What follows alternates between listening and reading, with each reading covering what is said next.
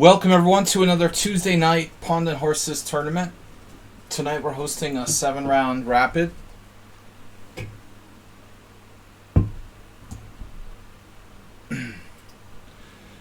I'm International Master William Paschall.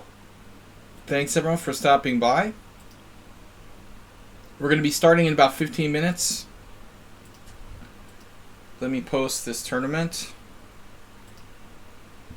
Sire, Mr. Coffee, you missed it. There was this guy yesterday where he's taken another level. It's not sir is not enough, it's sire. He called me sire. That's awesome. Alright, sire.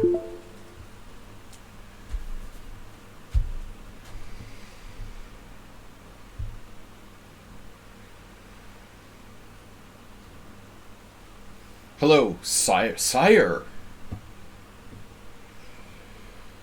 Where is everybody? Welcome.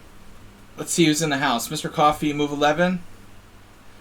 Is there any more Kasparov news from 15 years ago? I even asked him during the stream. I'm like, you're not talking about when he was like, no, I just saw it on the news.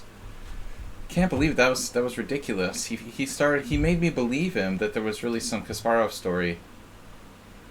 Can't trust these kids with their news stories. Fake news yesterday. Anyway, I was skeptical about our sources. So don't believe anything you hear. We've got Sparkle Horse, Xerox, Mahar. A long time since Xerox has been here. Ankan, this is a new player. Ruslan, Asterbait. Kasparov was arrested with Pussy Riot like 12 years ago. And someone like posted in our chat yesterday that Kasparov was arrested.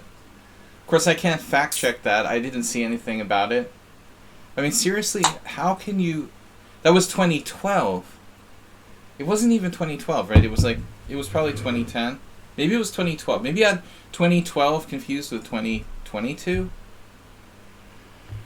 Hey, let's post something from like when I was born as today's news.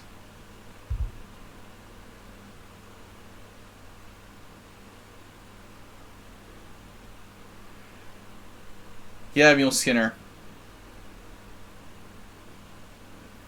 But I also think that all Russian sports representatives should be banned from international sport.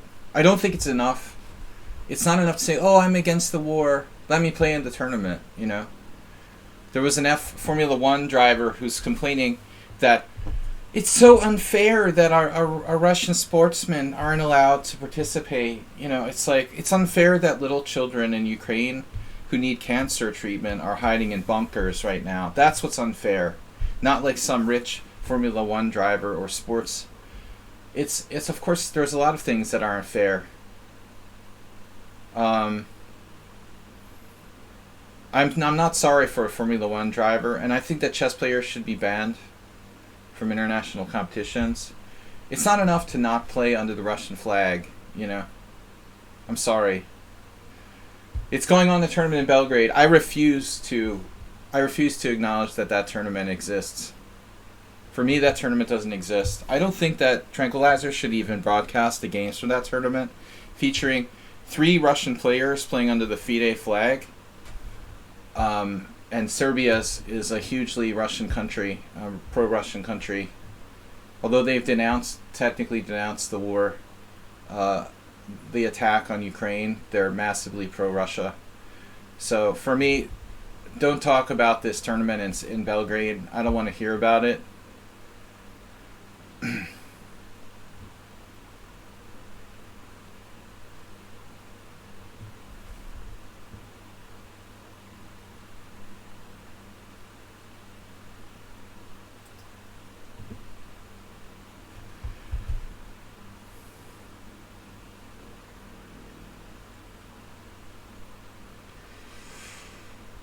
Alright, we got Sparkle Horse, Xerox, Mahor, Shakmat, Ankan, Ruslan Bear, Asterbait.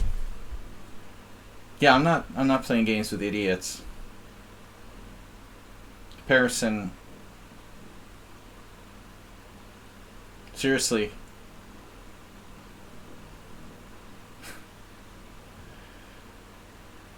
Not today. Not in this climate. I'm not going to play games with this childish, moronic statements. All Russian sportsmen should be banned from international sports. And most sports are taking the right steps here. Exactly, Gitabi. We have to isolate Russia, do anything we can to stop this. Alright guys, we're starting in 9 minutes. Sorry that some Formula 1 drivers' aspiring hopes are dashed for now. Poor baby. But I will not subscribe to the tournament in Belgrade, or any tournament that hosts players from the Russian Federation. We can pretend they're not representing Russia. Andreikin, Fedoseev. Another sympathetic player is Shirov, who's very sympathetic to Russia. I don't advocate supporting him. Shirov refused to condemn the situation. We don't talk about what tournament. Yeah, they should have the decency not to participate in sports. Exactly. We shouldn't have to ask them not participate. I mean, it should be in solidarity with the free world. Anyone, any decent Peter Svidler, whoever, Fedoseev or Andreikin, Karyakin, these guys should have the decency to sit out, while their country commits war crimes. That's it for me today. All right, but we're getting started here.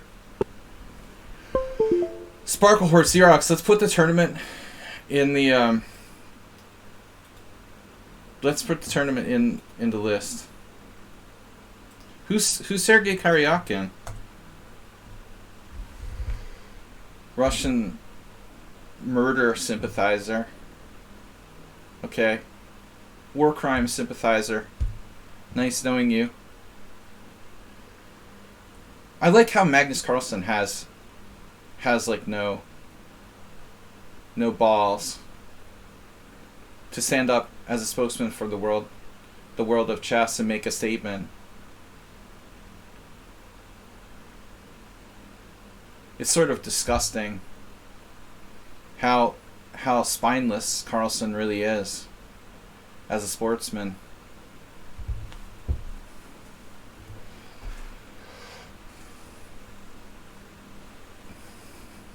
I think anyone, and it's disgusting that actually Shankland is playing in Belgrade against those Russian guys. But I don't like Shankland either. I think it's absolutely disgusting to go to one of the most pro-Russian countries and play in that tournament in Belgrade for his own, personal gain as an American in this spot.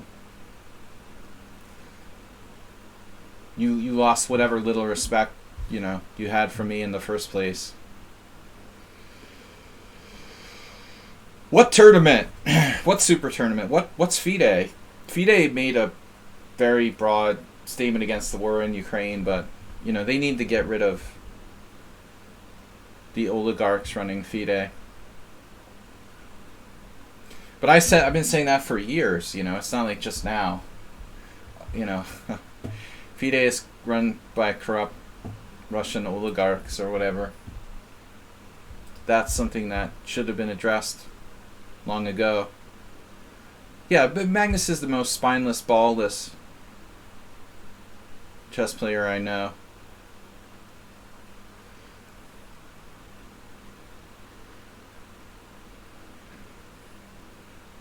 The guy has this massive amount of media attention, and he doesn't even use it to try to save people's lives, while Kasparov is doing everything he could.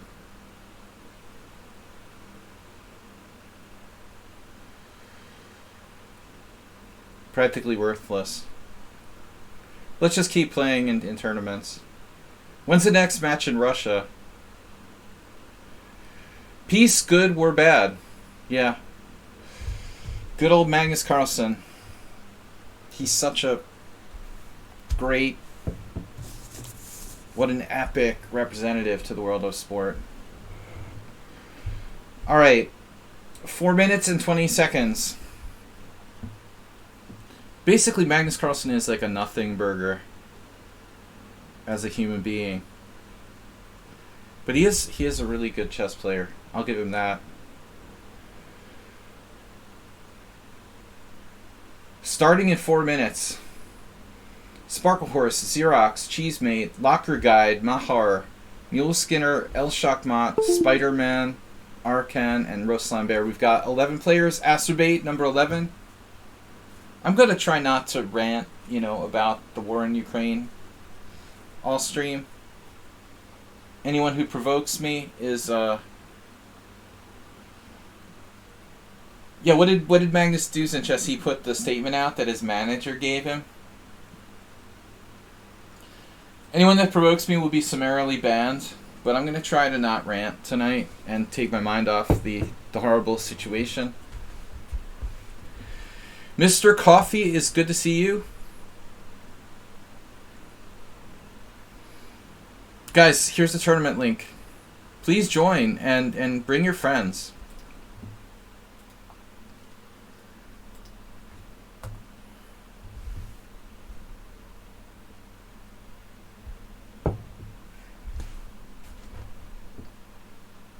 Hello, Masters, El Shachmat.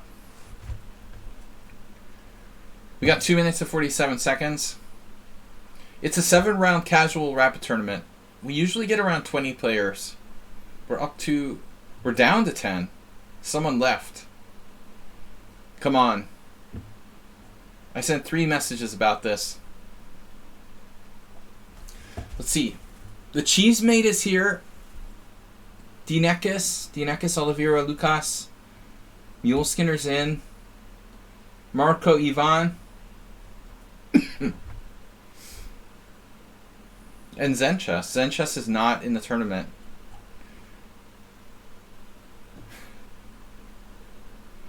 Zenchess.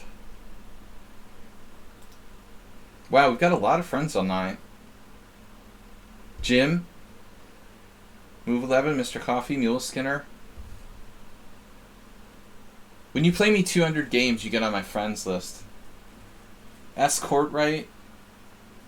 He's played before. Someone on Sound is online. Tranquilizer. And XL Poker.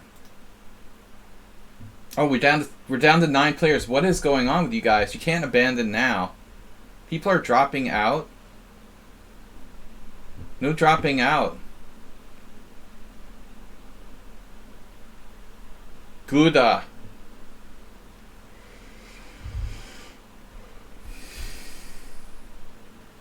Just when you think like the world can't get worse, it does. But at least we have chess to fall back on. The Russians are all dropping out in solidarity. Yeah, but the wrong tournament, right?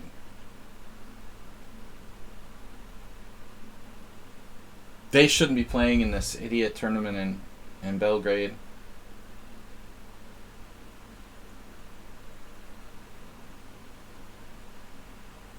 What's this whole thing of playing under FIDE flag? I mean, it's ridiculous.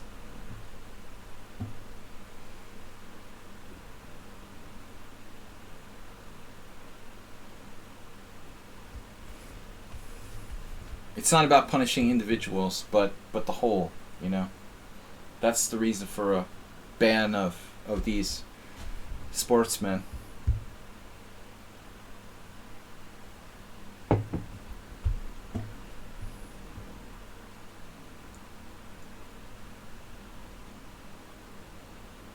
Bolt Blixton. Locker Guide is in. Who else is here? Dinekis didn't join the tournament yet. We are playing the game, Mule Skinner. So game 265. Game 265. You try to blockade. Mule Skinner is good with blockade. We need to open the position against Mule Skinner, actually. Making him play d4, I should say, is actually a better idea. Make him play a d4 opening with white.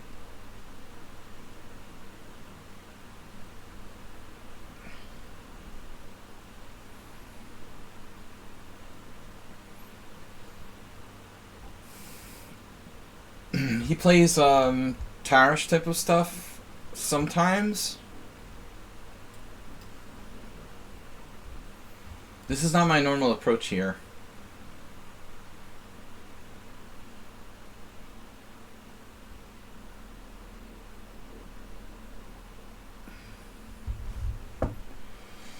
Neil Skinner, did you know you were gonna play me? You made that comment. I tried to blockade. Is that like a war comment?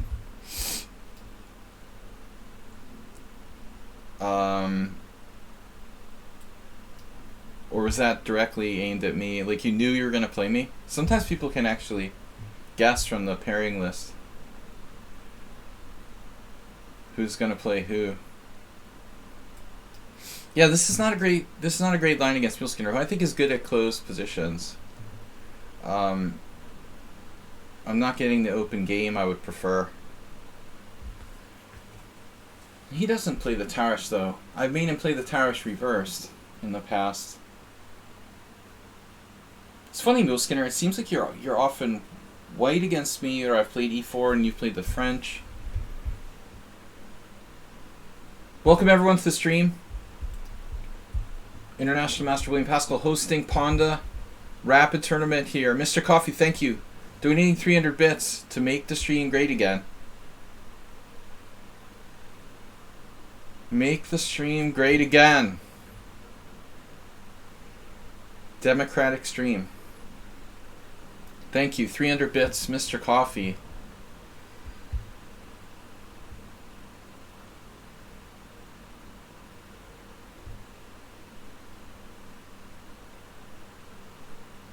So I was thinking, I know that's always a mistake. I could try to play like I'm black here. Just to keep it fluid. I know this is an inferior move to say d4, but if I keep it fluid, it's a little more chance we can get an open game later.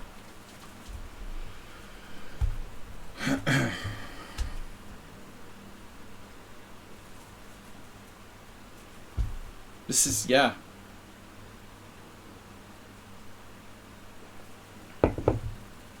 Zen Chess, thanks for your donation last week. Very generous, sir. Sire.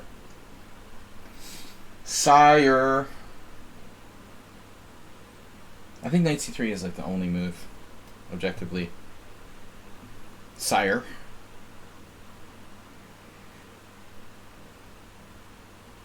Kakatiri, long time no see. You must have been busy with school. Kakatiri.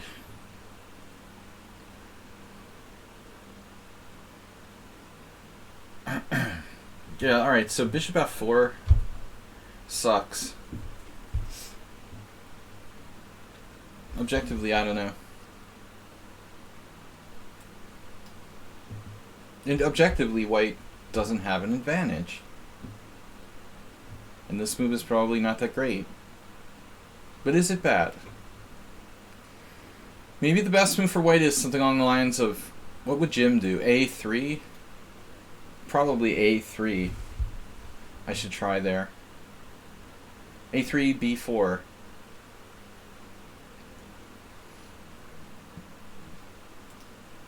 Yeah. I appreciate it, Zen Chess. I mean, you know, you're one of the more serious players, I think, in terms of taking the game seriously and trying to get something out of the streams more than just, you know, moving the pieces around and having fun. You're obviously serious about improving. Yep, maybe I should go back to D2. Objectively, white doesn't have any edge here. And I have given up my bishop. My my left bishop. I give up my left bishop for this position.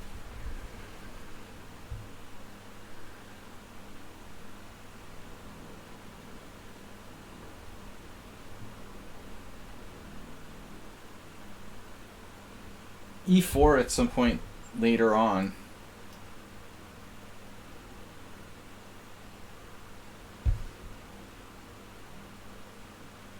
Zen Chess 5 years following. Whoa. 39 month subscriber.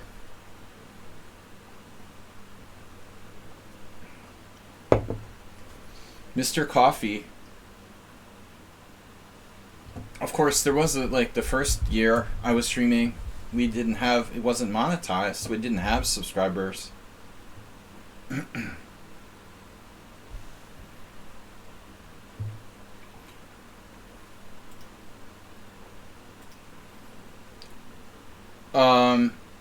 Mr. Coffee, check if you get... Oh, you got it, we got it. Alright, Arsenal.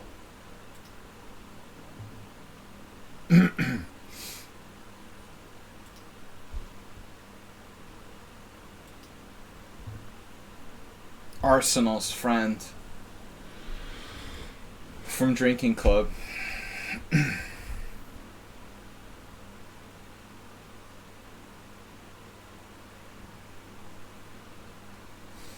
Yeah, this is like super lame.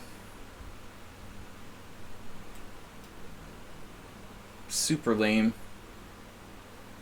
The big nothing for white. Neil Skinner played really correctly. Theoretically, I'm like worse in a way because he has the strong unopposed bishop on g7. What am I trying to do? Like open up the position so his bishop pair is better, or you know, fortunately this is imprisoned for now. Should it be activated in a good way, I mean, I might even be worse. He is the close Sicilian. Well, he's the Grand Prix attack master.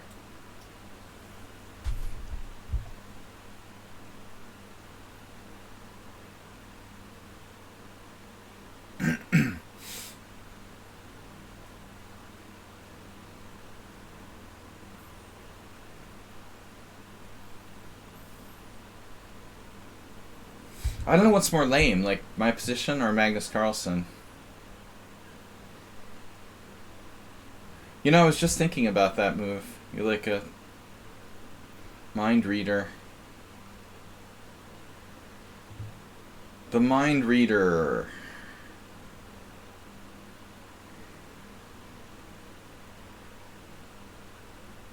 Yes, a reasonable try.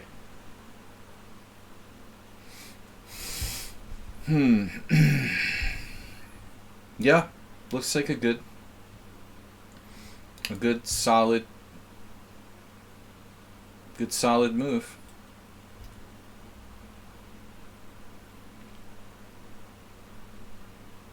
Hello, chess geeks.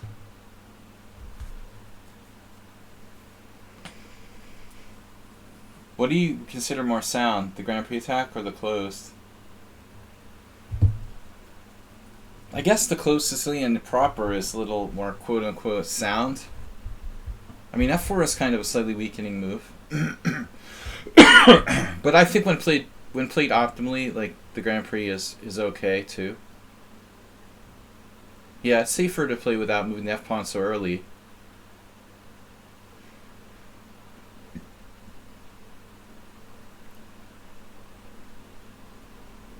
It's hard to believe that best engine lines say the Grand Prix is worse.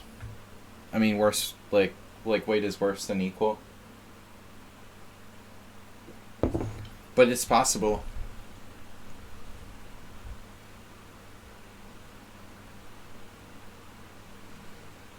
I just chose the wrong opening against Mule Skinner for sure. G3 was a bad idea on move 1. It was a good idea against my Sunday opponent who's like kind of tactical. But a bad idea here.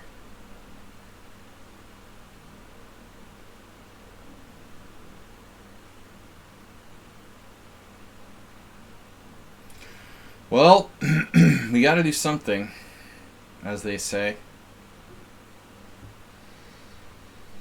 The question is, who cares?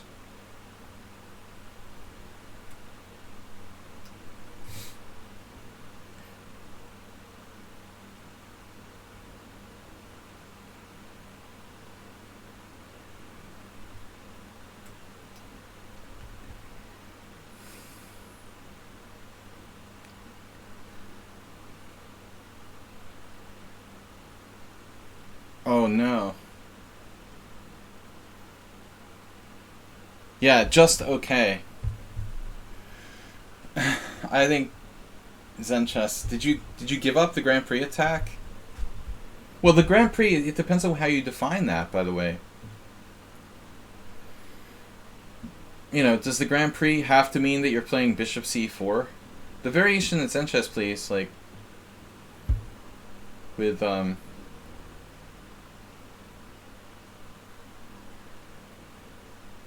Bishop on B5 and Mule Skinner is actually better. I don't think that's negative. It's probably equal. To be fair. Damn it. Damn it, Jerry. He found a good plan. Oof. The full oof. King E7. What am I gonna do?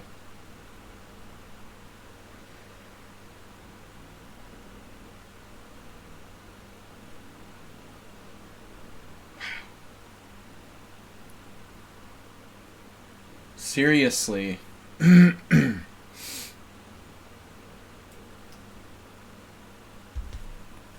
Hey, how about E5?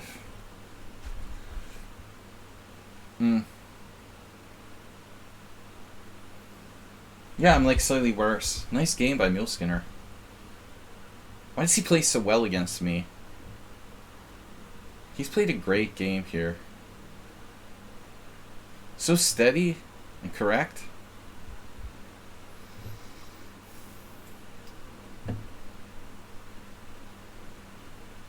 This sucks. Asper, you're in first place again? Finally.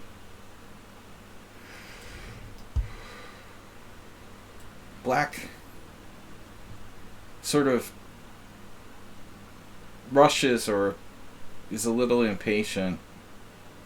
I think he's still fine there.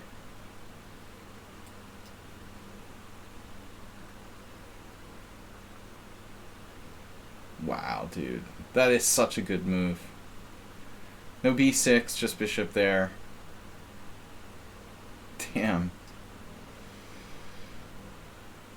Look at him. He's like a monster. He doesn't make any weaknesses under any circumstances.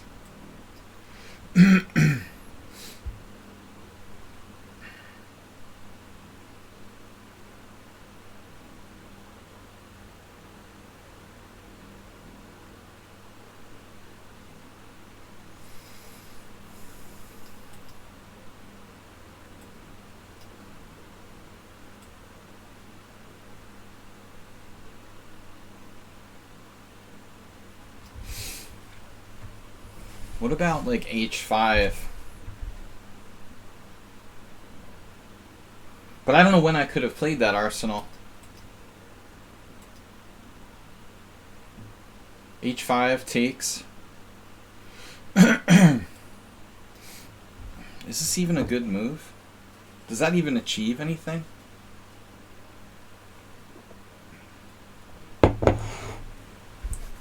Not all my pawns. Just a lot of them.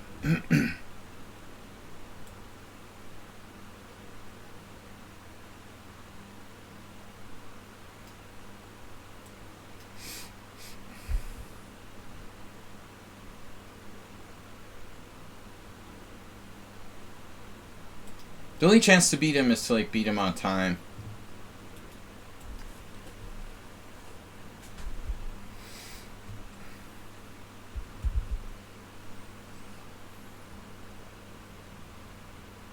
Lev. Now he's doing what you were saying. is a bad idea. Putting our pawns on the wrong color.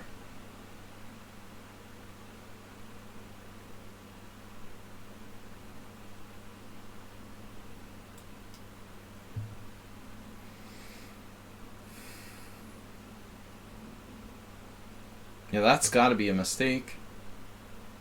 Maybe not. Famous last words.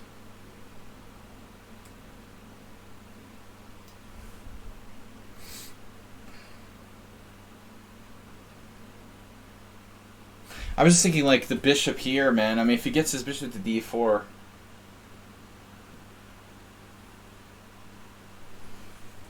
I'm in trouble. I could have lost the b2 pawn. Is this a mistake?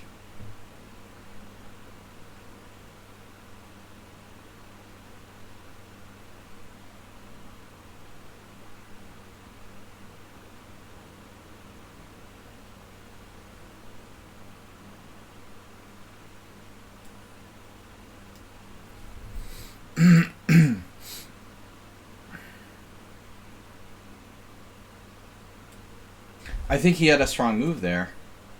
He has a3? No. Never mind.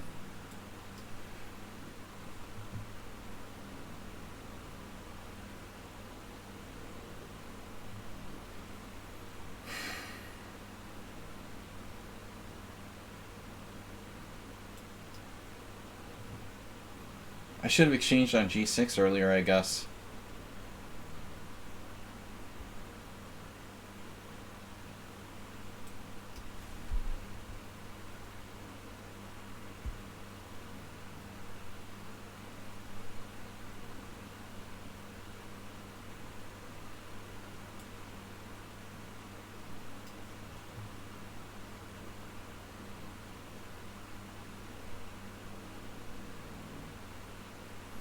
But that wasn't the move I expected. Damn.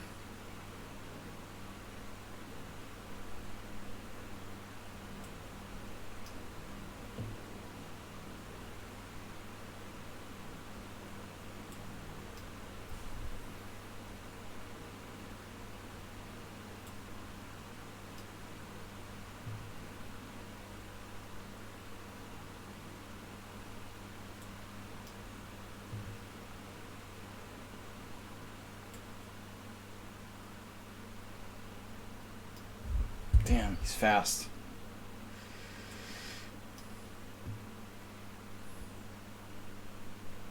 I thought I was like up material here. Why did I think I was up a pawn? It's really messed up.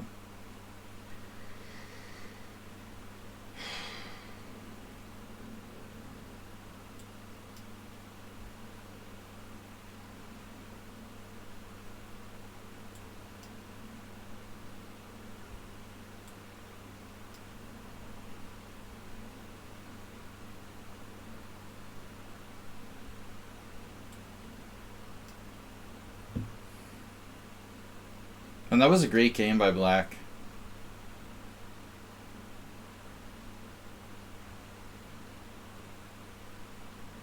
He had a very low, very, very low center pawn loss in that game, but he was playing very safe the whole time.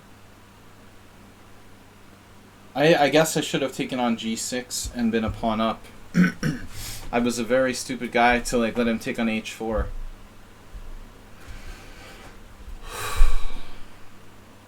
Even there, it's very likely it's still a draw.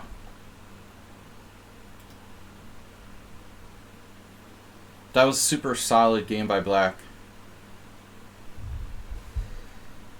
I had one chance. You know, he gave me a pawn, and I could have taken on g6, taken on g6, taken on a4. But I have to believe that it's still, even though you're a pawn down, you know, with the bishop, on pawns on both sides of the board and outside kind of pawn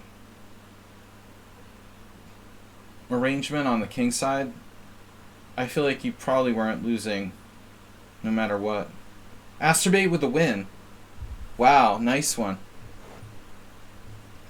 Asterbait with the best tie breaks among the winners. Oh, Zen Chess, Arsenal, these guys, what happened? Late, late, late. You're all late. We've got a total of 21 players already. Wow. Nice turnout. Microwave, friend of Arsenal. Dinekis, Kakatiri, Oliver, Lucas, Maris, Emir. There's some new players. Alright, total of 21. Although Mahar didn't show up. Forfeit. Yeah, one of the problems with the Swiss system is the forfeit situation. But usually just in the first round at least. So if you forfeit, you're no longer paired. And now this player I don't know well enough to say how I should play against him. We both had 16 cent up on loss. Yeah, I mean, my opening wasn't good. Against Mule Skinner, it was a big lame 0. Alright, speaking of the Grand Prix attack, he plays the taxi driver. The taxi driver variation. Do you drive a taxi? Uber driver should play this line. I think that Bishop G4 is a bit overrated.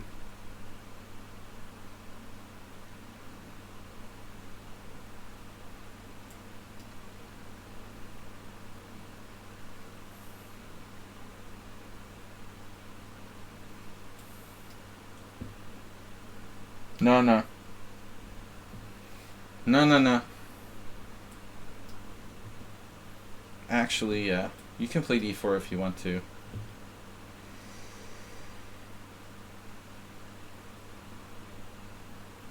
You can cry if you want to. I'm going to try Rook B8 here. Wow. Bishop E3.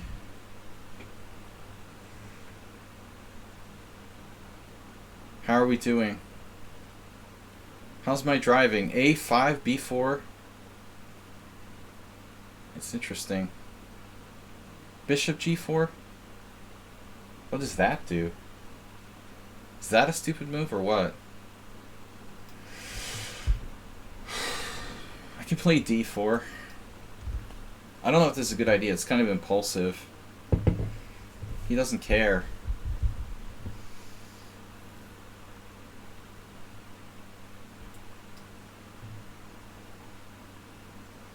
No, I mean, my opponent clearly just like playing bullet chess too fast.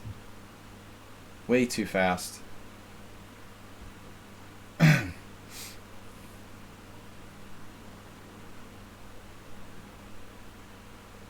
You're just straight up too fast.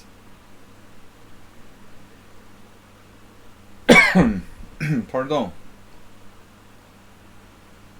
There's no reason to play this fast. It's bad time management. It's a Greek thing. Jim, Dimitri, and this guy all play too fast. It's not just a Greek thing though, everybody. It seems like 80% of people on the stream, they play like every game is bullet. It's global. Global warming. Global bad time management.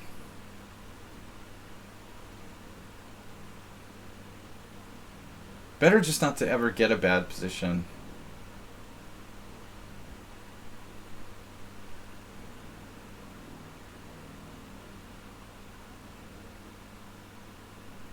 Sure, I like the way I played this.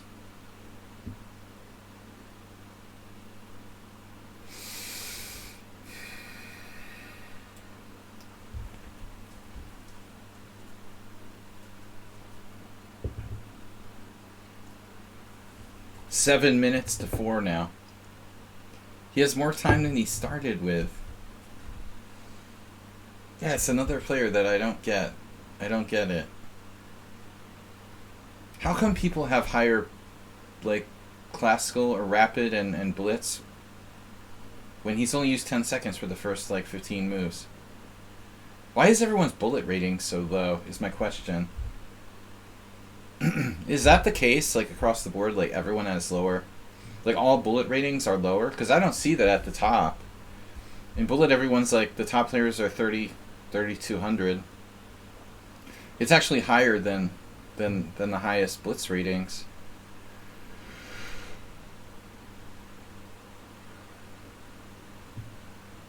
The question is, are bullet ratings in general less inflated?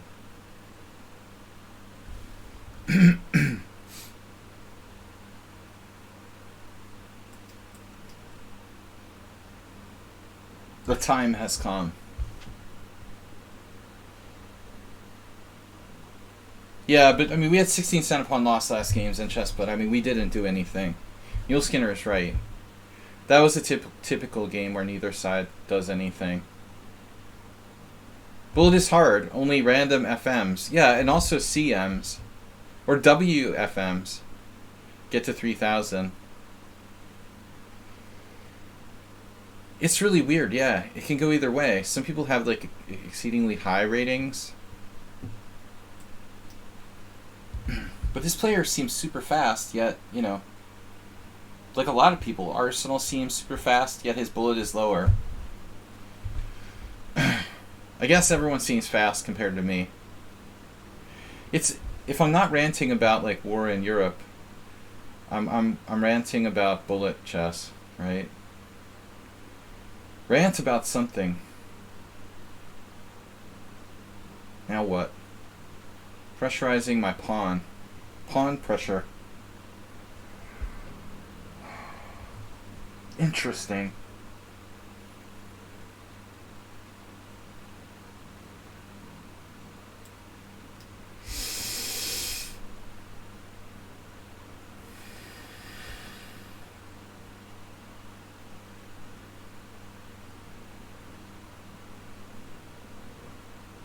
Did he have a tactic there, knight takes d4? Because he does, right? I was probably in big trouble.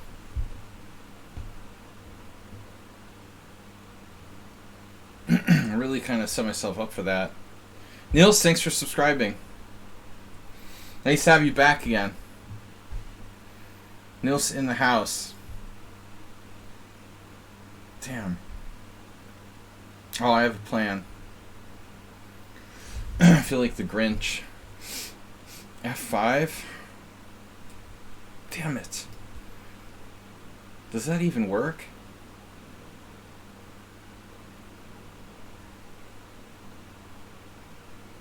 Bishop b3?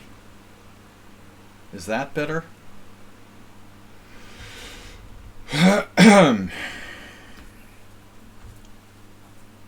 Just here to let you know that I'm alive. Well, we're glad for that, man. You lost last week, you're back to team chess? I won my first game for the year. Hopefully not my last. Congratulations on your loss.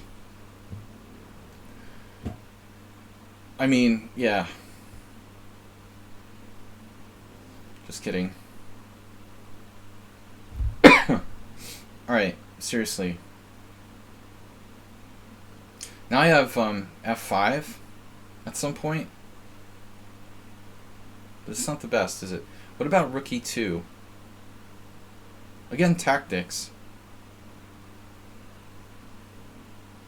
Rook e8, I mean. I'm not like Freudian slip. Okay, rook e8, knight takes d4, knight takes d4, pawn takes d4, bishop takes e2.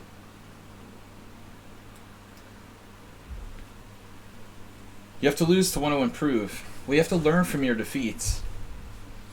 But if you couldn't lose, it's like gambling. I mean, if you couldn't lose, it wouldn't be fun, you know? First of all. Or if you never lost, the game would lose, you know, any sort of point.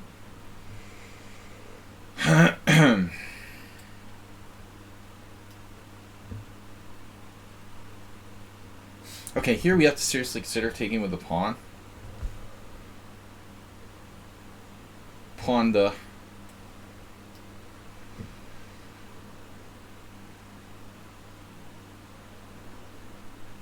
This dude. Dudus.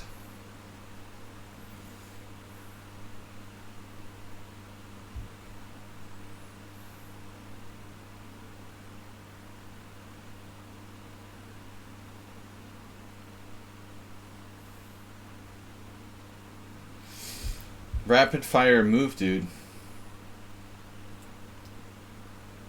I'm gonna go for this dark square. Dark square burrito. Dangerous. Another bad decision.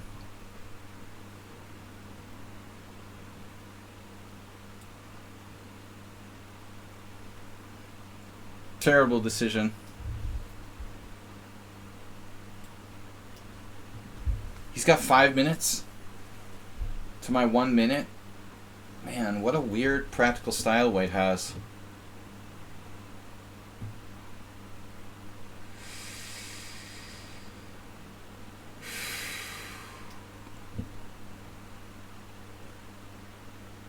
But I mean, seriously, he's crazy. Crazy with the speed, and he doesn't make mistakes. Just little tiny microscopic ones that almost don't matter.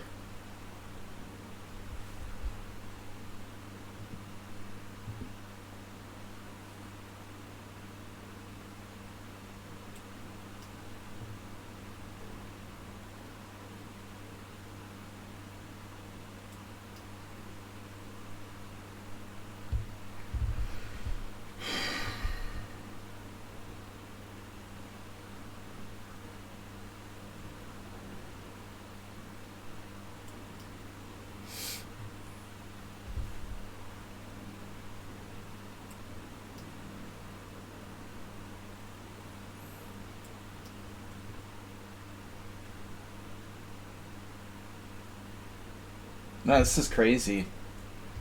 How is this guy only like 1968?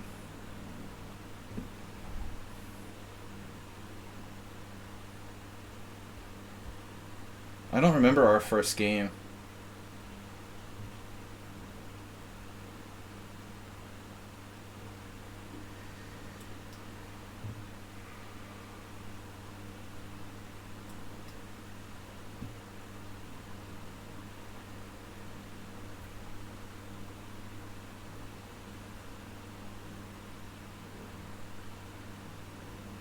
Wow.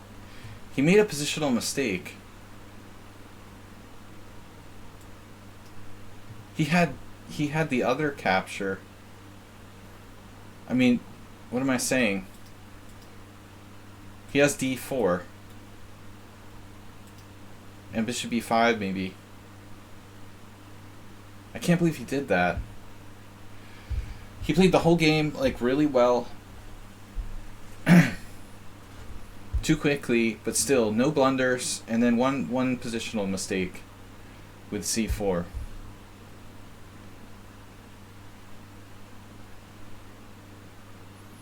Well, you've got your club match tonight, right? Perfect. Good luck, Nils. I wish I lived in the Netherlands where I could play chess in the evenings instead of freaking Sunday morning at 10 a.m. That's the worst.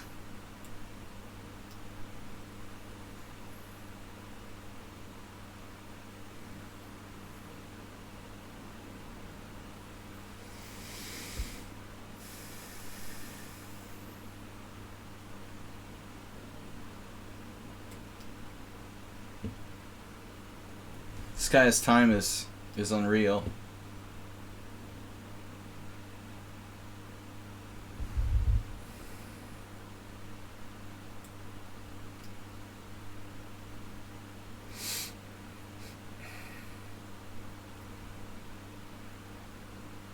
His time play is unreal.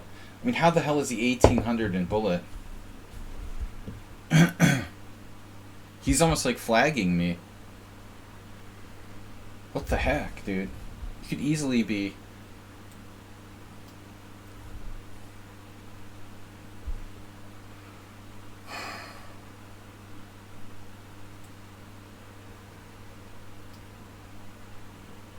He could easily be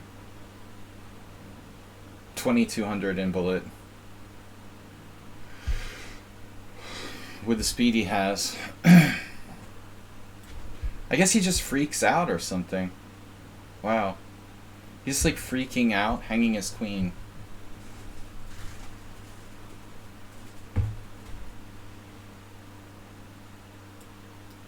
I guess queen f2 check would be a good move.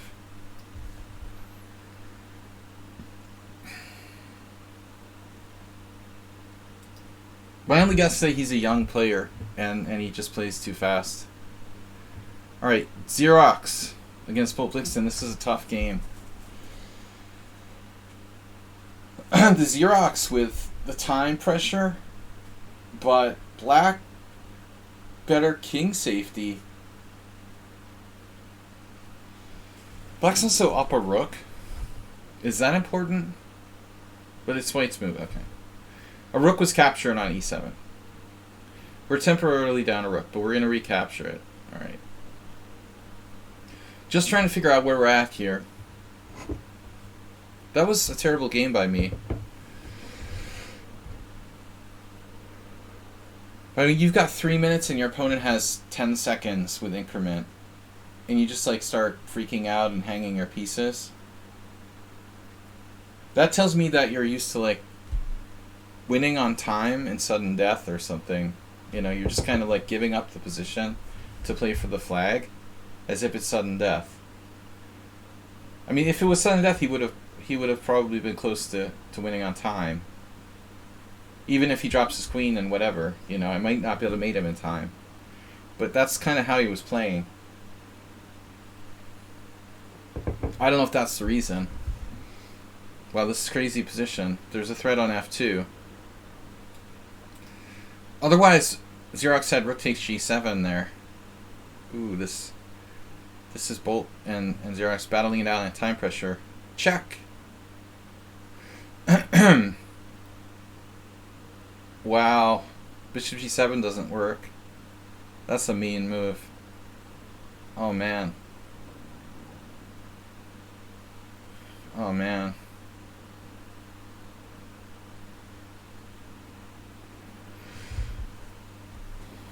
So another game decided by a curiously panic. Bishop e7 was better, as World Loser said. Maybe. It's just kind of awkward. The bishop's sort of in the way, but it's certainly playable. Rook takes e7 threatens rook takes g7, but the d3 threatens the f2. So rook takes g7, queen f2 is mate. So here white needs a move. He only found bishop e3, and then black kind of freaked out.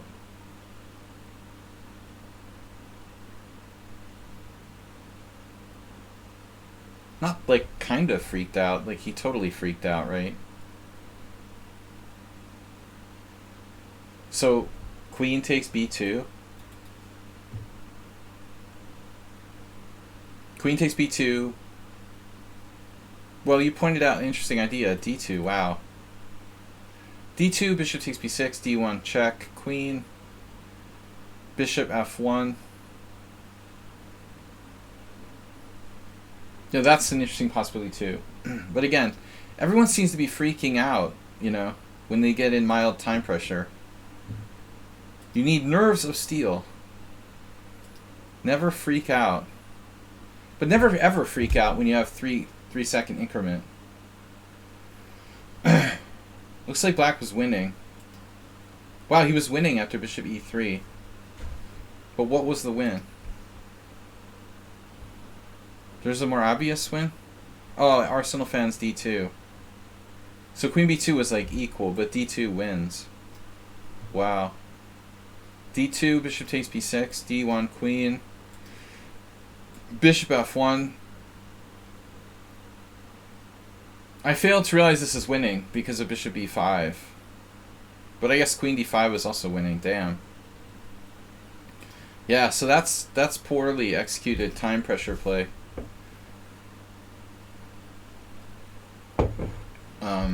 Maybe everybody just needs to get warmed up. But World Loser now. I'm just not going to look at the clock.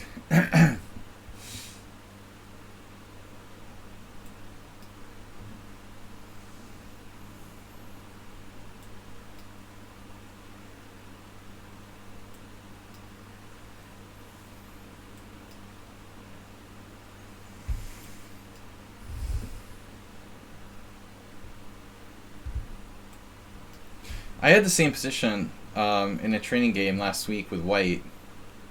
It's interesting. Blobix we haven't seen in a long time. Blobix used to play this with black.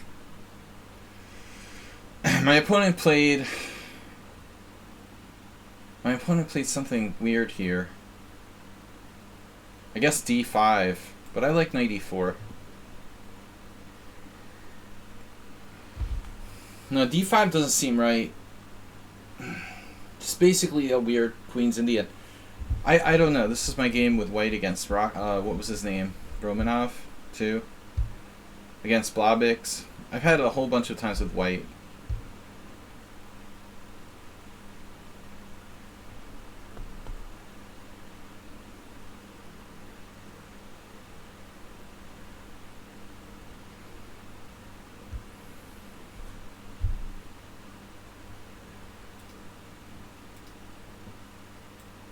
Yeah, this is my game with Romanov. When he accused me of playing for a draw. That was the most asinine comment ever. I told that story. I'm not going to tell it again. I told it a lot. But here we are again. I think I had this position with white against... I probably tried this against Blobix. Maybe what World Loser's doing here. I'm not sure exactly how our games... Blobix hasn't been around lately. I think Blobix played like d5 here.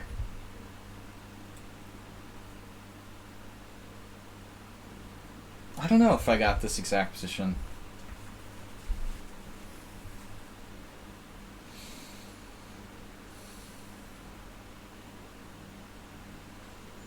My main setup that I played like against Rachmanov, or not Rachmanov, Romanov was bishop e3.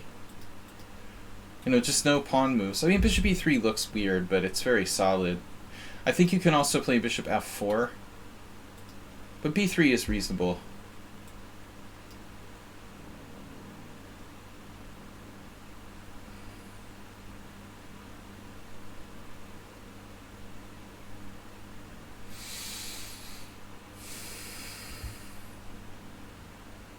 But it looks like World Loser is in trouble. Houston.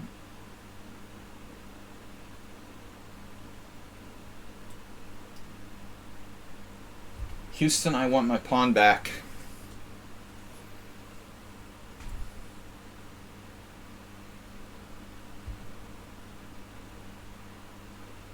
Hard to imagine how he has any real compensation. Oof. Oof 101.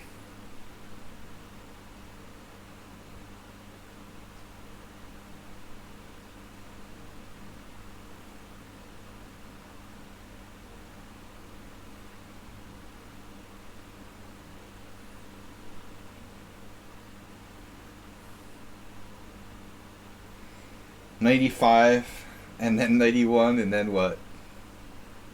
It's kind of a funny position.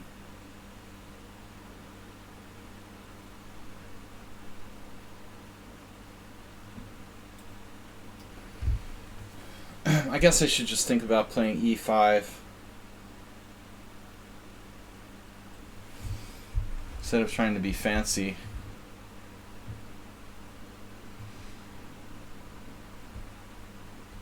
Mr. Fancy.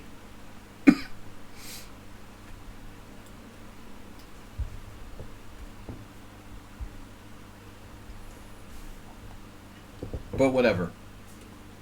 There it is. It is what it is.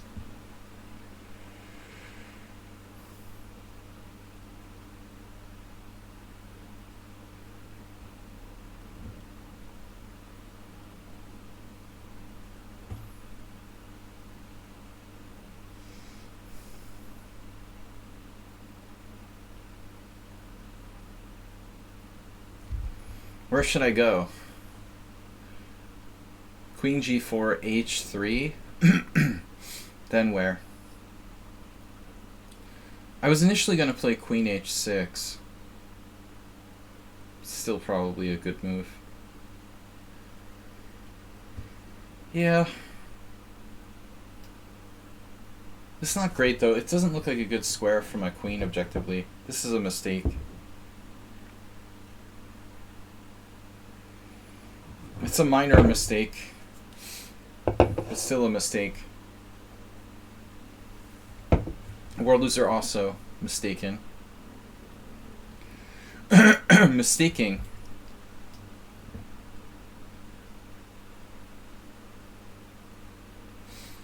No, I can't play knight e5 and e5. I could play g5. That's a funny move.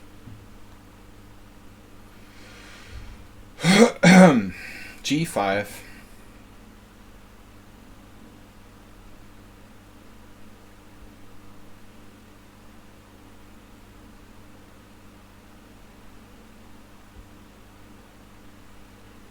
I guess just pawn takes pawn. Do I drop a piece there? Yeah, that's brilliant. I really want to drop a piece here. Alright, I give up. I give up on the obvious plan. This is just a good move.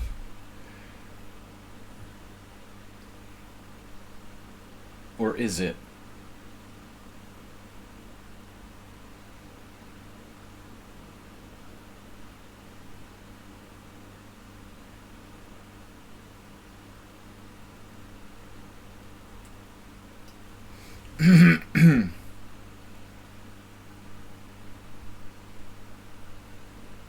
What?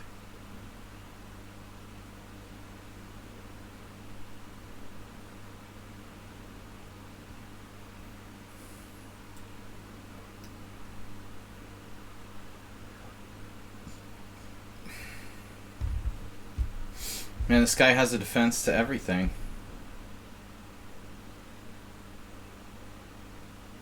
I have f5. Ooh.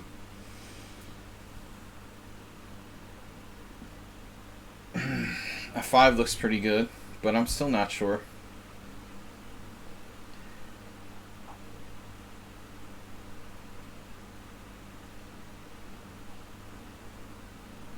Yeah, that's not good. f5, rook takes rook.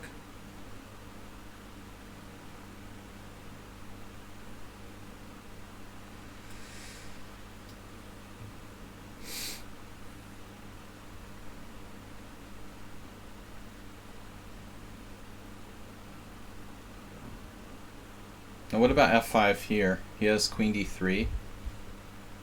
Believable. He has defenses. Man.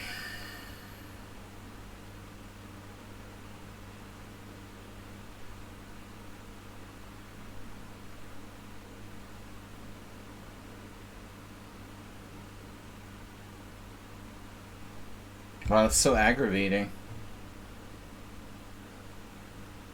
Aggravating.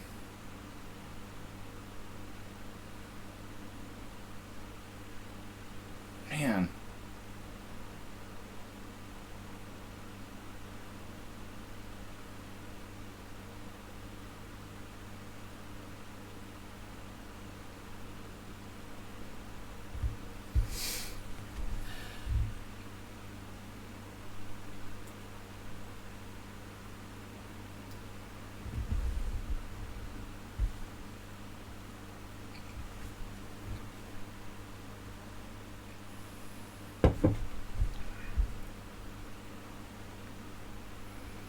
I almost have something.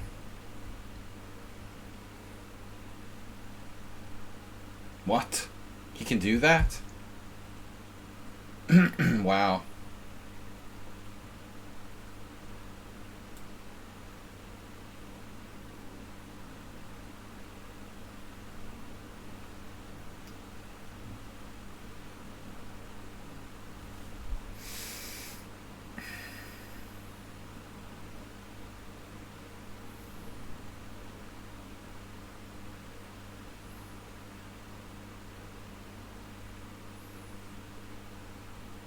Wait, what?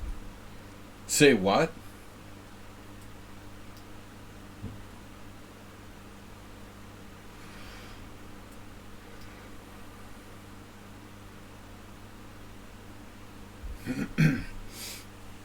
He just didn't calculate.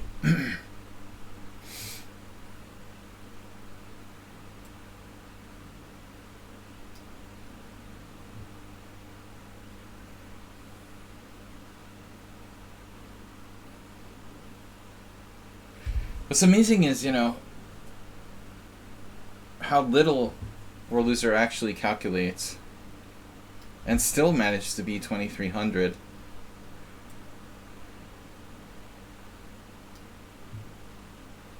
He does calculate, but he's very limited about it. He conserves his time. He's not going to sit there and calculate long variations.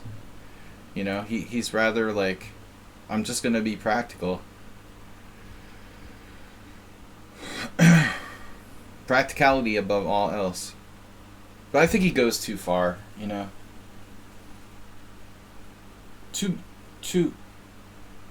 much sacrifice of accuracy for time. Although he gets me, you know, he got me last time. He got me, you know, every 3 or 4 games. Yeah, this was messed up. I didn't see. I can't believe it. I didn't have anything there.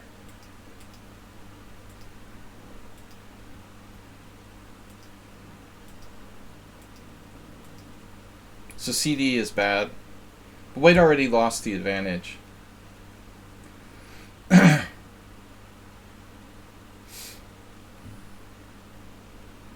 But he put up good resistance. Queen F5, was that a good move? No, that was a double question mark. So I'm winning in this position, but how? Maybe I reverse sort of moves, like Bishop H6 first. Is that the secret? Bishop H6 first? I'm wondering if I had it better. Amazingly, I'm just winning. I mean, I'm up 1 pawn, but the computer says +4, +2. It's +2.6 in reality. But none of these moves, I mean, I thought this doesn't work at all, like Queen D3. I can't believe I'm +3 in this position. I was scared about my own king safety with Queen C4 and coming in here. Yeah, I mean, this was like my main line, but I didn't like that. I didn't see that this is a really good move. Like, that's very tough to see. It looks dangerous, you know. I looked at this idea, too. But I don't think I saw this particular exact variation where my queen protects my knight on e6. Of course, I wanted to play f5. Yeah, I mean, the computer makes it look easy. It's like, oh, yeah, it's +4 if you calculate perfectly. But almost no one calculates perfectly. Of course I wanted to play f5. World Loser missed Bishop h6. But, you know, every time you get a position that's like +3, you think, oh, well, this is easy. But look at the top GM tournaments. I mean, all the time, like, what was it where Nakamura was, like, losing against that young guy last knockout tournament? It was, like, +6 or +5. Like, Super Grandmasters all the time don't win positions that are +5. So +3 is not such a big deal. Microwave. With the pawn up ending. Interesting ending. He's got Zen chess on the clock. But these two... I mean, the thing is, Zen chess, if he battles back here, he has a chance. There's limited pawns left. I think black has decent chances to hold. Really tactical ending, though. You'd like to have more time.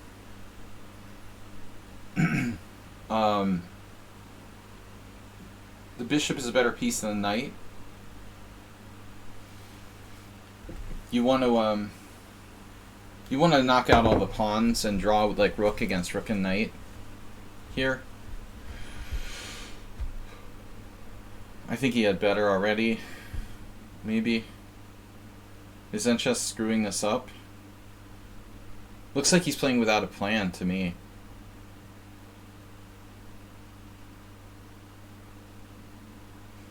Those pawns are already, like, dangerous. He also hasn't used his passer, and the black king needs to get over there to, like, help defend. It feels like Zen chess, okay, he's in time pressure, but he's just kind of been shuffling back and forth when he should be doing something more constructive. I mean, bishop g2 might be a decent move. d5 might be a decent move. Those pawns look too far up, though. Although this is a very sharp ending. The pawns look really close Black's king's too far away. The bishop, is it just in time? Close. Zenchess has the bishop on the diagonal. Rook c8 is so passive. Why didn't he play d4? He didn't play d4. Oh, we're going to come around the other side. Wow. This is a super sharp situation. King d4, rook c4 check, king d5, rook c3, a7.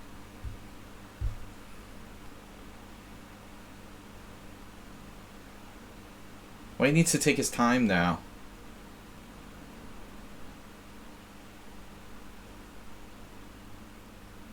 Oh man. Oh man. b6 takes and bishop d5.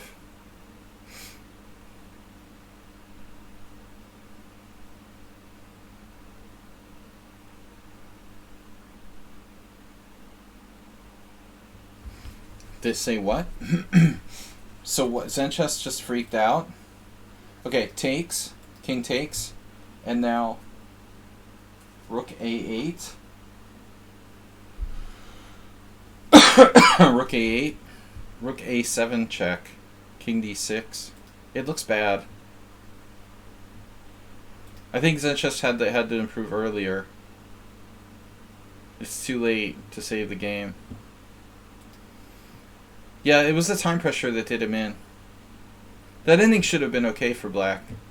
In fact, like white could even get in trouble if he's not careful with that d pawn. I suspect that was perfectly okay for black, even a pawn down. But the time proved too distracting. Cheesemeat has 3, Microwave has 2.5, I have 2.5, Bolt with 2, Xerox 2, Ruslan 2, Kakatiri, Zenchess, Emir, World Loser, Arsenal fan Emeralds with 1.5. No, it's an interesting endgame Arsenal. I can't really comment on specific moves without taking a closer look. Asterbait got a forfeit win and he's lost 2. Jeroen's still playing. Nice. Draw.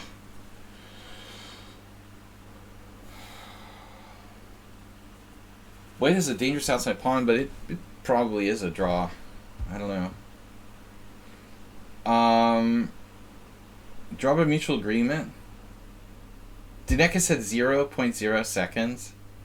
How does that work? Can you get a draw by mutual agreement at 0.0 seconds? Really? That's weird.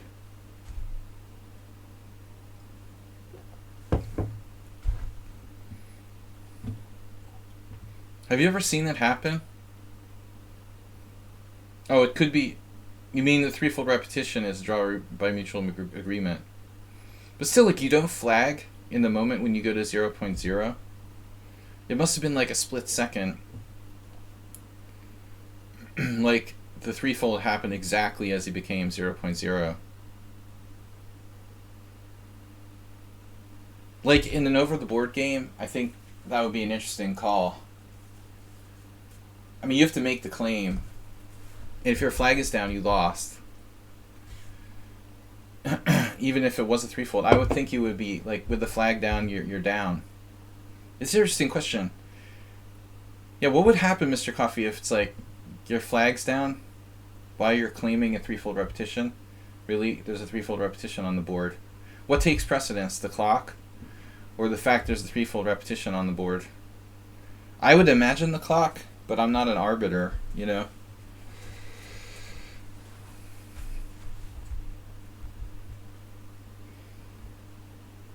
Round 4.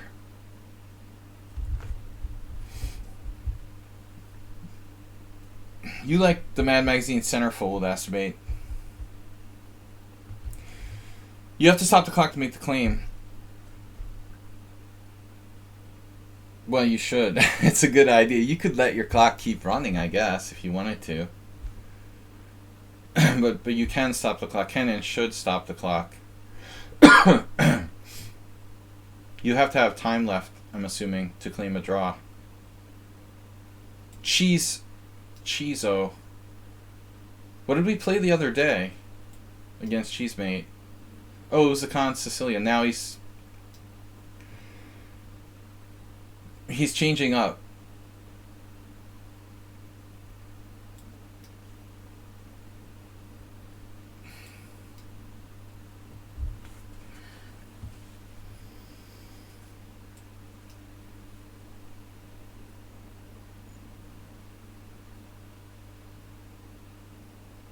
This is an interesting line. Rubinstein's variation.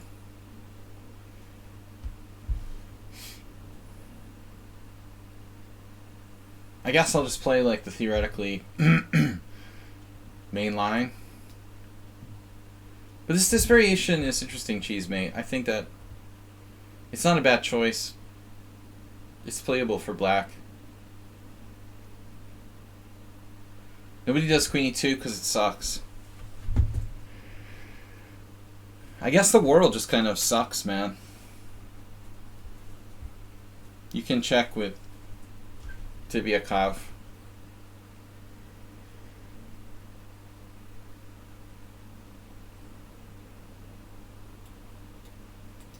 Alright, so that's your good bishop. What are you saying?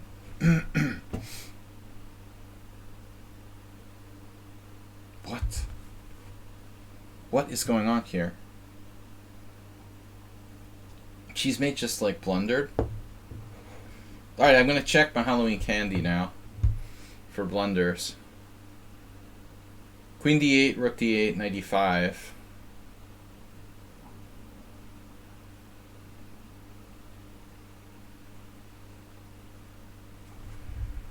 I don't know. It's like insta move. How does that work?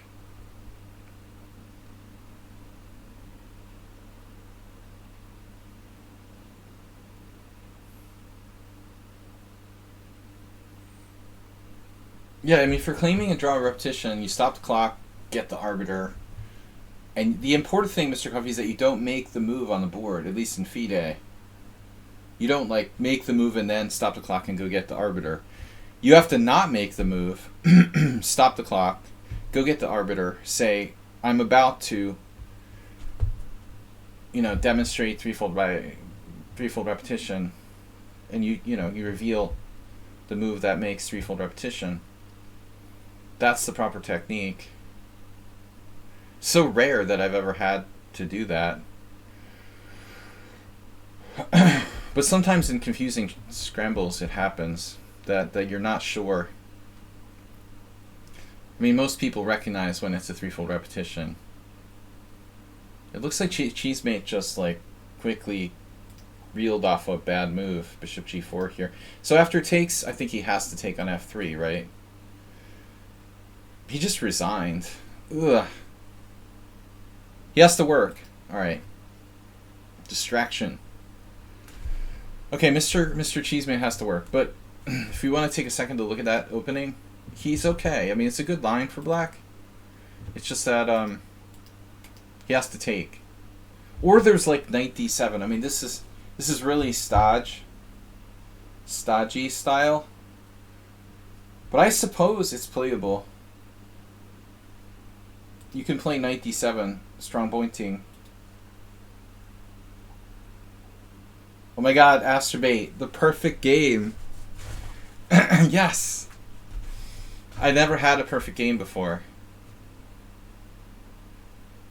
Because Cheesemate resigned on move like 11, I have 0 inaccuracies, 0 mistakes, 0 blunders, 0 sent upon loss. Have you guys ever had 0 sent upon loss? Or is that somebody's phone? I've never had below 3 sent upon loss before on a game. It is suspicious. Yeah. I never had a 0, 0, 0, 0.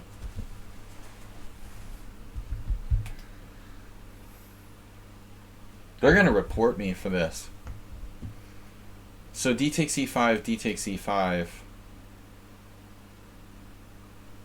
It's stodgy but playable. But those pawns are kind of ugly. Like, you don't want to play Bobby Fischer with that structure. So what's this? Is this better? Well, even Ponomaryov.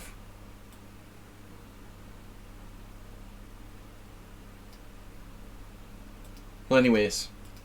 Takes is the main line. Okay, so bishop g4 is just bad. You have to take and transpose to a kind of Steinitz. So after bishop g4, he's got to take on f3. It's just not good for black. Alright, anyway. Back to tournament. Cheesemate has to leave, unfortunately. So we're going to follow the next highest board. Microwave, who seems really quick. Interesting game. Both Blixen played b4.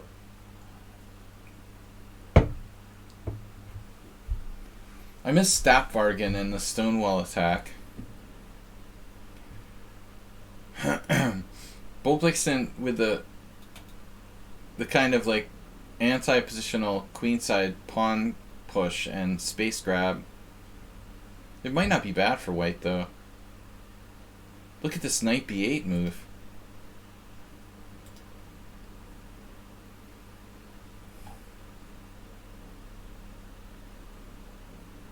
The Dorset Demon. We need nicknames for all the players that Arsenal brings. Pub Sledgy. Discord is now available to the public. So, you know, if he like closes the queen side, then white has no breaks really. He could eliminate black's counterplay on the c file, but in order to do it, he has to kind of fix his own structure too. So I'm not sure if Bolt wants to play a5 or not. That's what he's thinking about here. Because black's technically got ideas of b6 and counterplay. I would say you have some fixation, Zuber Driver. Stodgy old man. Living in the past. Alright, let's see what else we've got. Lots of time left in this round. I got an easy, lucky victory. Xerox against Ruslan. That's interesting. Both these players are quite fast. What happened with the king side? Children's. Where is white's king side?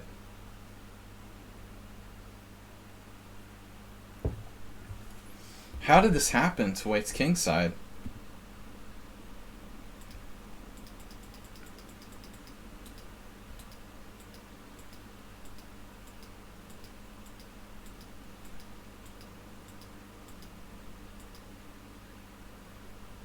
Duh.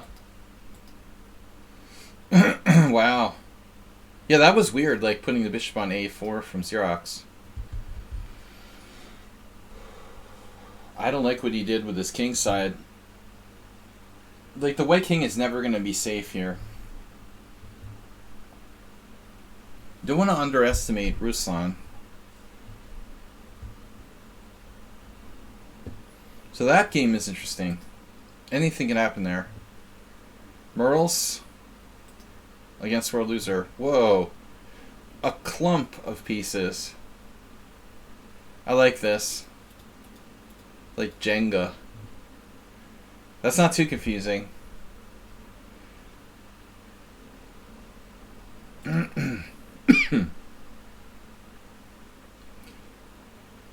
So World Loser is up the exchange.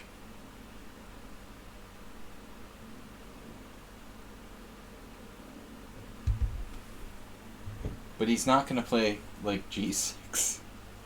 g6 self-mate or something.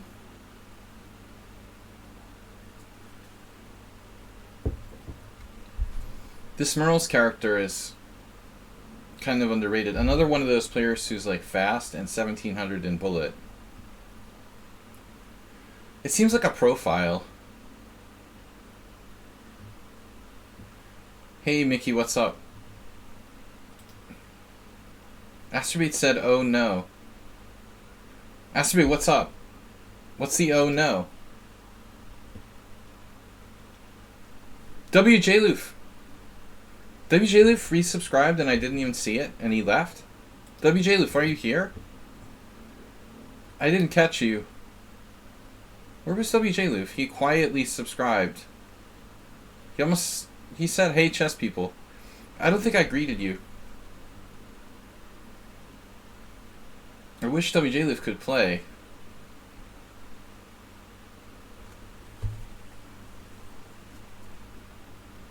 Earls is not intimidated by World Loser's 2300 rating. Fearless.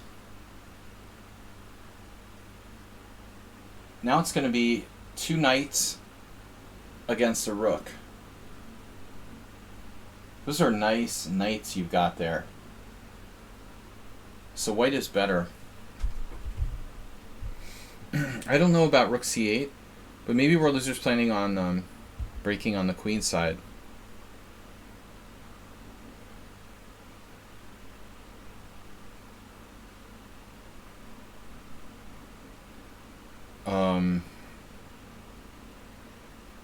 Careful now.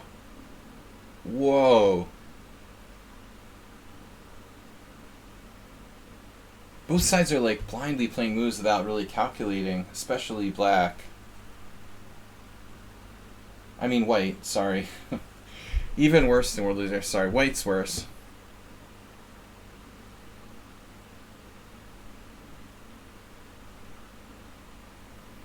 We gotta go on to another game now. Alright, World Loser dropped his rook. Accidents happen.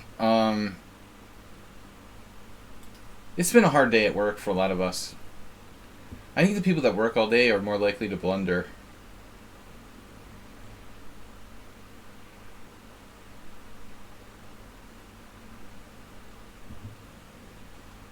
Yeah, I'm not talking about that tournament. I'm boycotting Belgrade. Too many Russian players playing in Serbia. For me, sorry.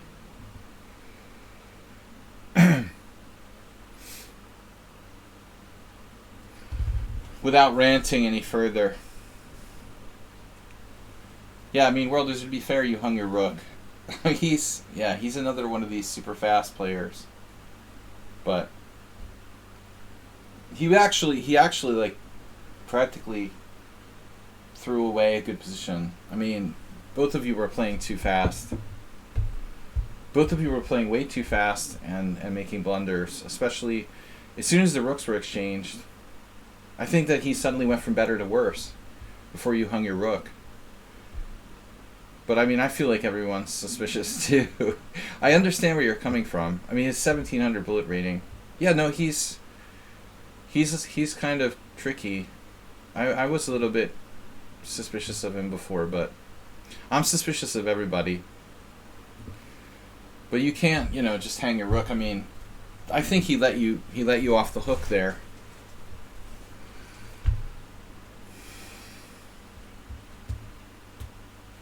Maybe he's really legitimately just a fast 2000 player.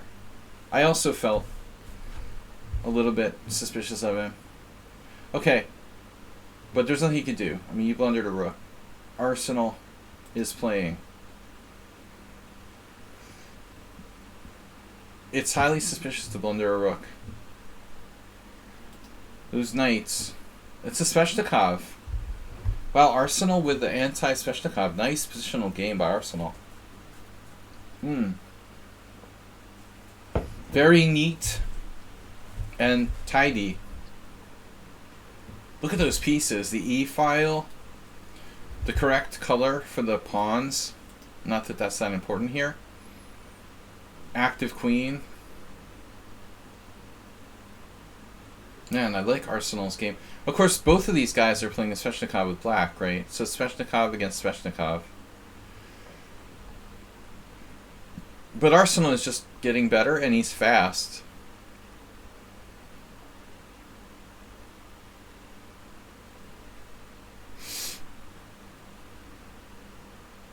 Yurun is one of the few players who's like slower than me, and has a tendency to lose because of time.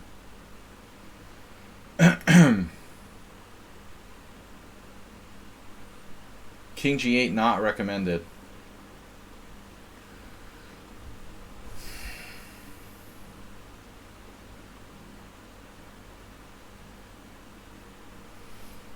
I wonder if Arsenal get mated on the long diagonal. All we need is like Queen H5, Queen F3, Queen G2, or Queen G2. I think you can do it. Yeah, you like force him to H5, force him to F3, and then move your knight. Arsenal, knight F6. Knight F6. Arsenal's looking for mate.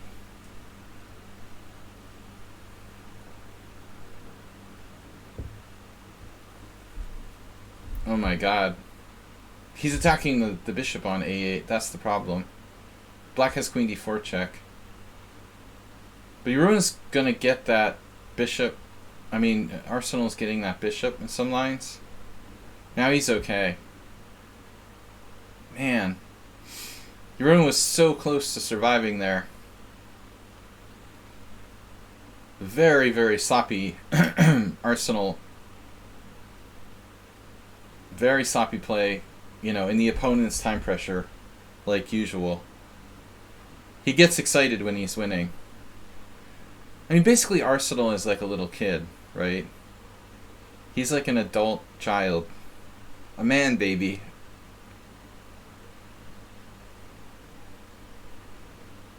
But he's a good-natured man baby.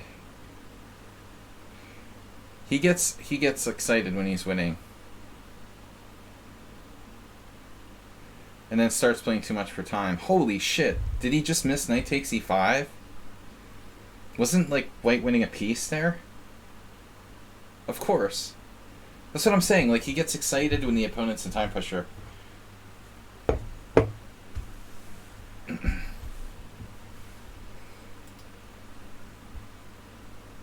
Arsenal's good, but he needs to stop this, like, spazzing out when his opponent's in time pressure.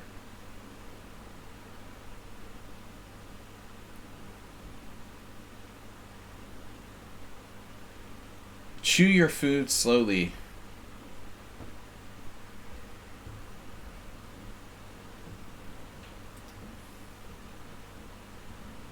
Alright, we have 2 minutes.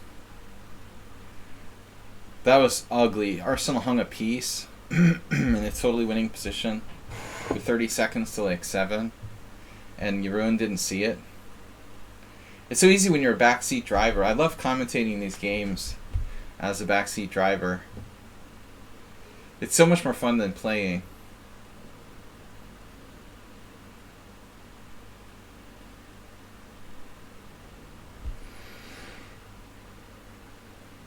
So Cheesemate's out. He had to go to work. I'm in first place. Xerox second. Microwave third.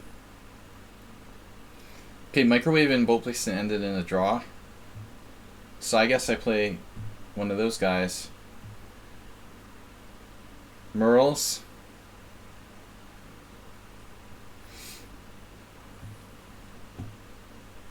Yeah, it was a free rook. But, okay. Yurun is not a speed player. He's better with time.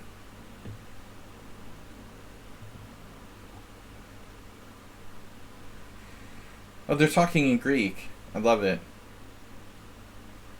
It's a Greek tournament. It's all Greek to me. Oh, Aldis, though, was supposed to play and didn't. I don't remember him being on the list. Did he just join?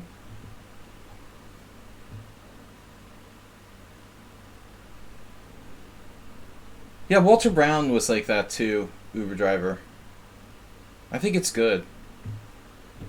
You know, he would sit there and like move 5 in the Najdorf, thinking for like 3 minutes. That's got to be good. You know, it's good for your creativity. Okay.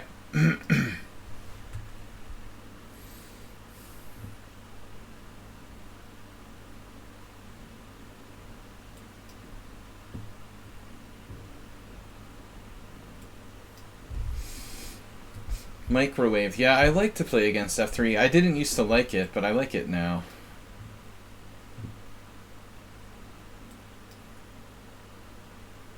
It took me a while to find something that I like for black. You know, although I haven't had much practice lately. Since like no one on lichess knows any theory for the most part. I've had a couple of games in this line already. I had one last fall that I won. I think I'm 2-0.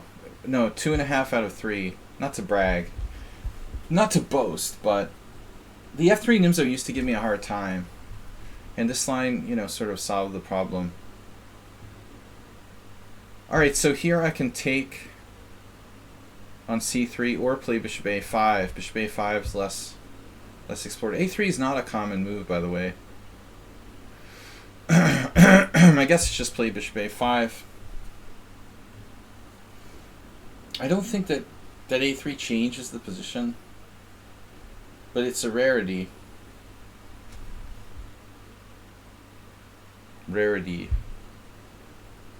I mean, it doesn't change the position a lot, is what I'm saying.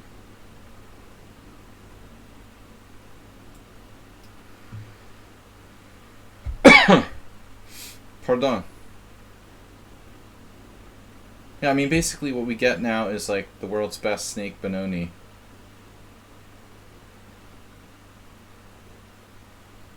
I suppose. For lack of a better description.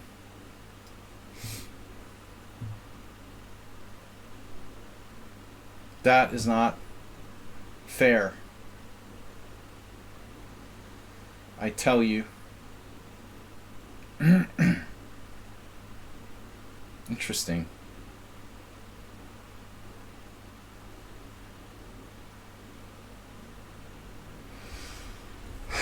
What do I do?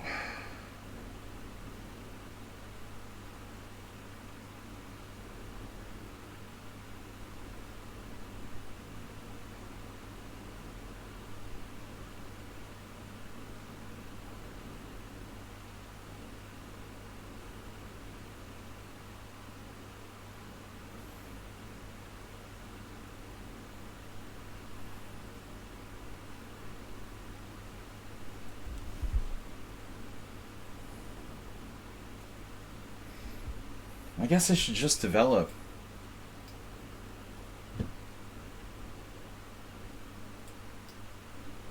Feels like I screwed this up, though. This definitely seems like a mistake.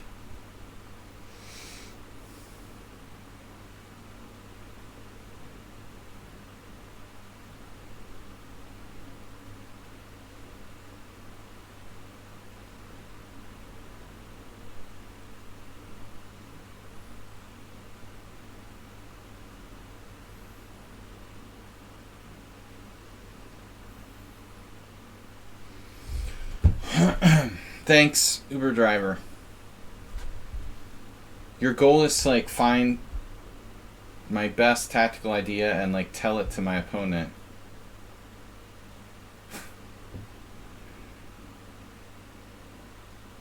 While we're playing. That's awesome, man. I completely appreciate that. Overwhelmingly helpful. But I mean, it's in the position. It can happen at any moment.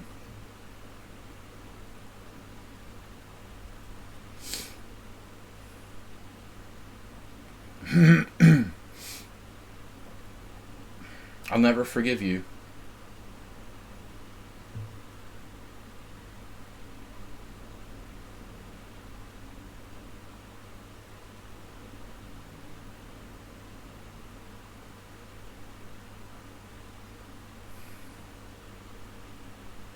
Damn it. What is that? Bishop c4? Maybe I made a mistake taking. I should play like d6 or something. This should be good for me. I should have just played rook e8 check. I'm an idiot, you know, like rook e8 check was just better. So, it is what it is.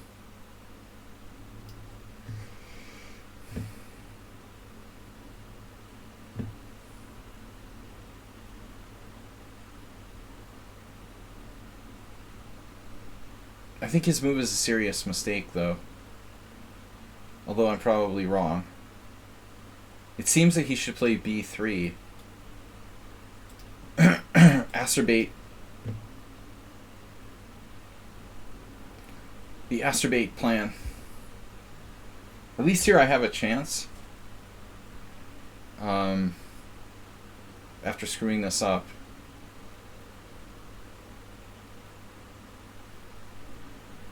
But I already played what? D6? But I already played D6. What are you talking about? Oh, after I played D6? Okay, whatever. I thought you wanted me to play it on the previous move. Here. Knight E8. Now it's like too late, man. I mean, he's going to castle. The point was to play Knight E8 on the previous move. On move 10. That's the best moment to play Knight E8. Not wait until he castled.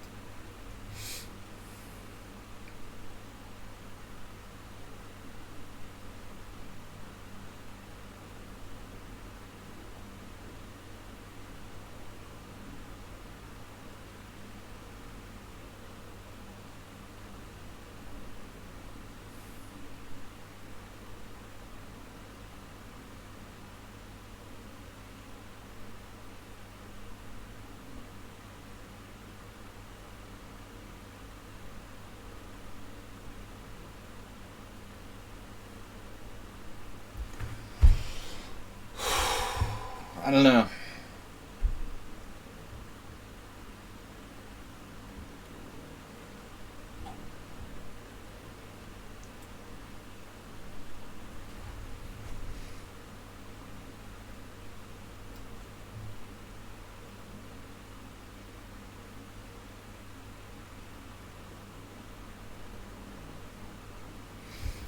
I was concerned about bishop a7, but it does seem kind of materialistic.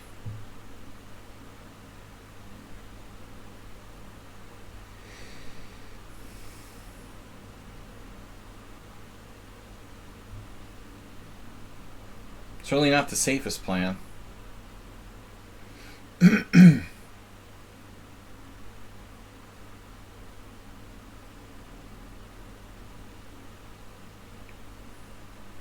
I can also go after d5.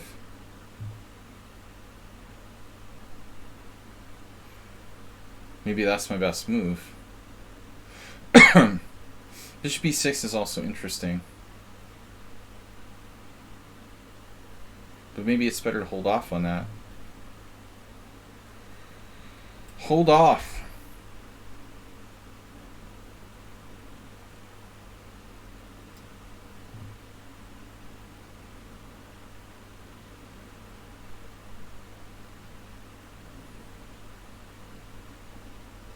But my pieces are active. The problem is that he got to castle. I'm not supposed to let him castle. If I had played rook e8 check in the first place, it would have been a lot more awkward for white. He might have even played like king f2. This is just a catastrophic blunder. I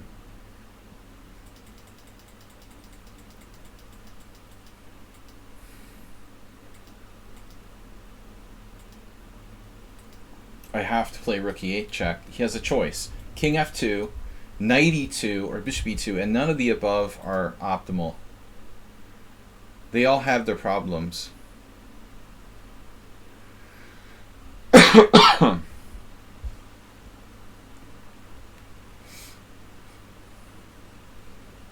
Bishop takes c4. Bishop takes c4, rook takes c4, queen d3. Triple exclaim.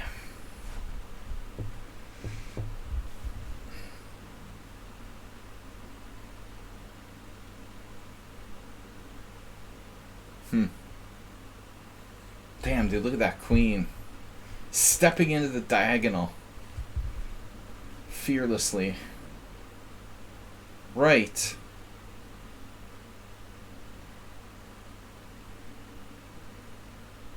Do I have rook takes e2? Damn, it almost works.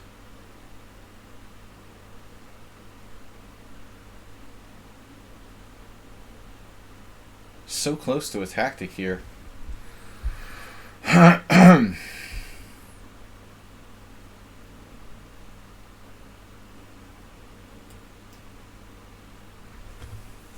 Focus. Focus on the center. Damn, dude. You are a greedy guy.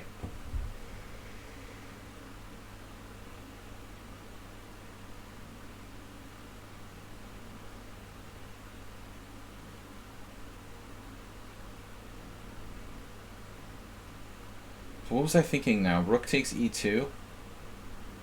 Knight takes e2. Rook takes e2, queen takes d3. This is getting confusing. This is confusing. Knight takes c3. What the heck? This is really confusing.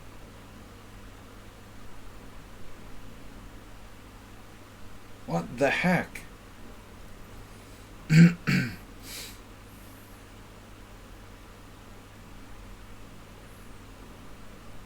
Dude, are you serious?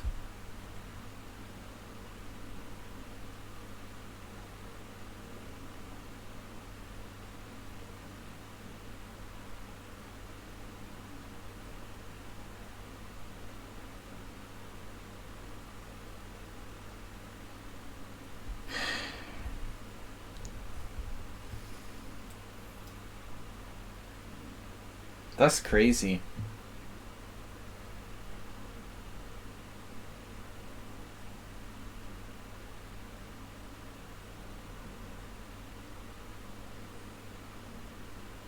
All my pieces are active and I have nothing. While his rooks are sitting there like idiots on f1 and a1. Every single one of my pieces like focused on the center. And I have no tactic here. That's just hard to believe. Wow.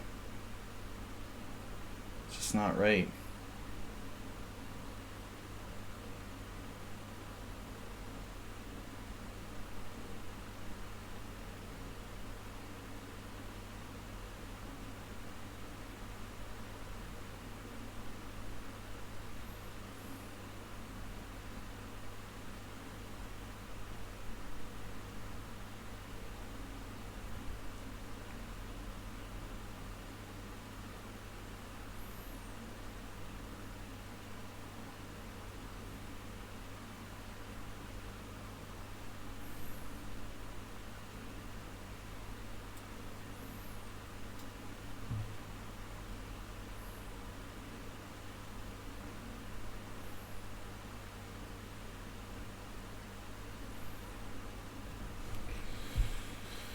Okay.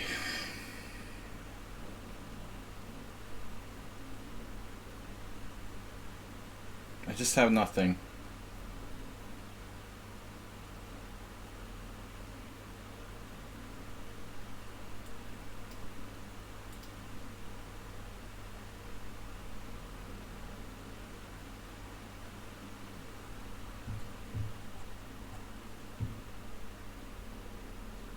Yes, of course.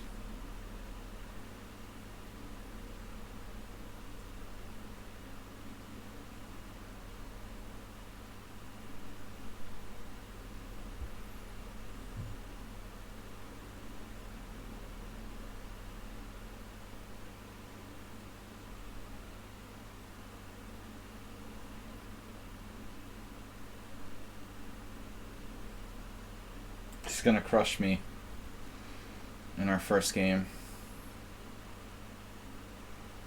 Nice.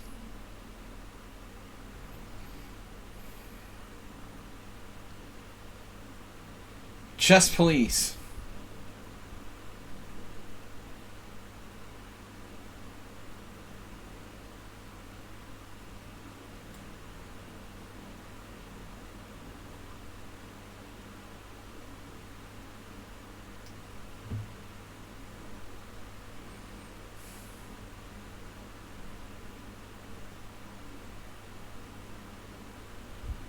I don't know, man.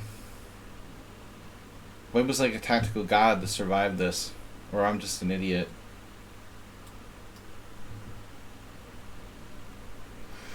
Or a combination of both.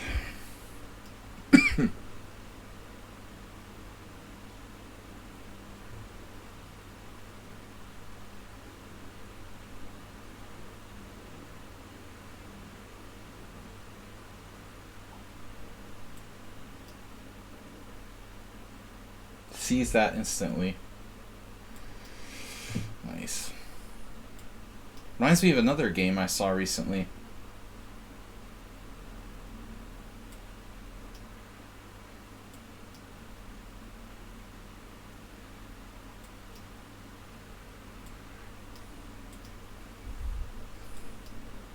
Gave me a draw, but I mean, I'm totally lost. Damn, dude. I mean, am I just really... I'm really just totally... I had nothing? Come on, I had to miss a win there. Gave me a draw. Why was I drawing?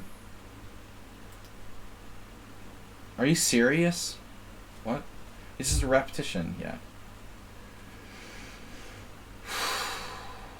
I am so freaked out by that middle game. I was winning. This position just...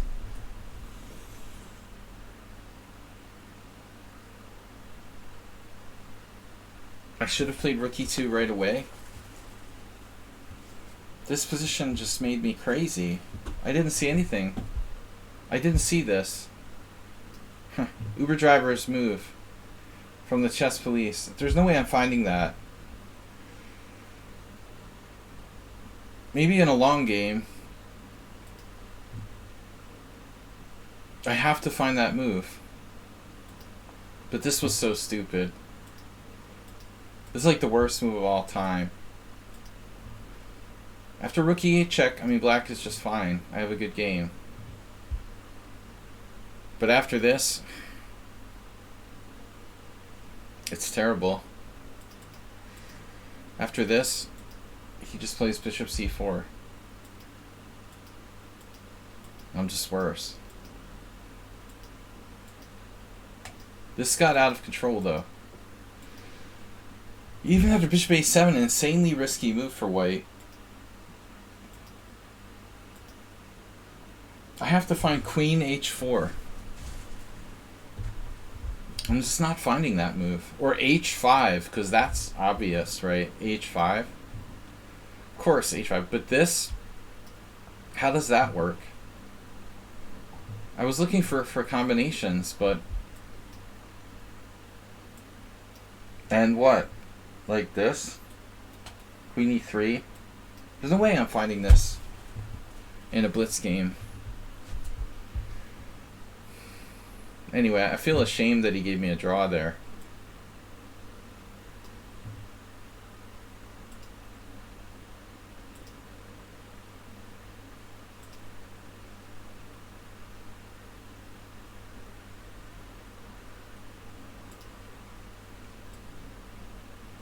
Back to the tournament. He was clear 2 pawns up and winning. You're playing.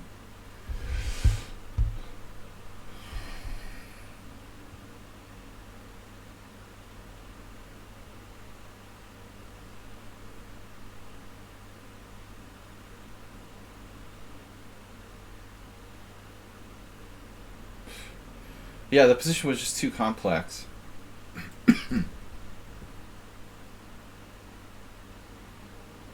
Speaking of which, Xerox likes complex.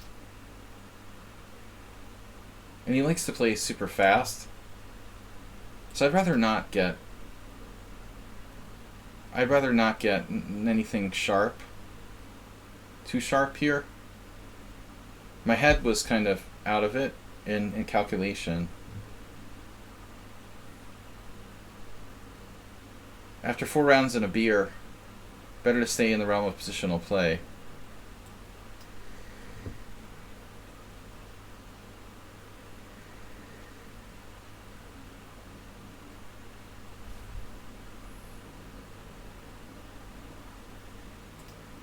Oh no.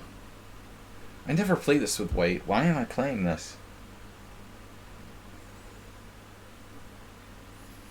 I have to revert to like the Schieber Spieler style of play. Ugh. This bishop d2, I feel gross playing that. I don't really play the 3 knights Nimzo. If you do like knight f6, I don't play this with white.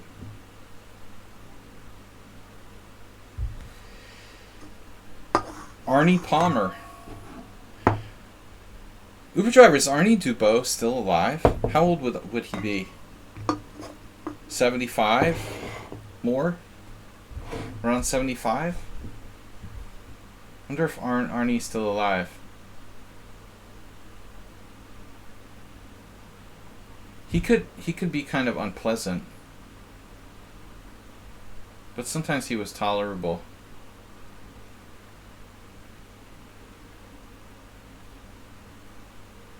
Yeah, this just sucks for white.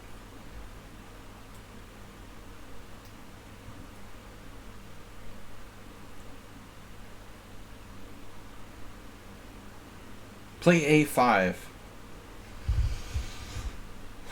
If you look him up, he moved to a guy from Boston. He moved to Oklahoma at one point. He was a blitz player, a weak master from Boston. He was like a max 2200. He crossed the border of national master. He liked to play blitz and eat at Chinese restaurants. He was an old timer though. He went way back. He used to talk about playing at the Log Cabin Chess Club in New Jersey. That was his favorite story.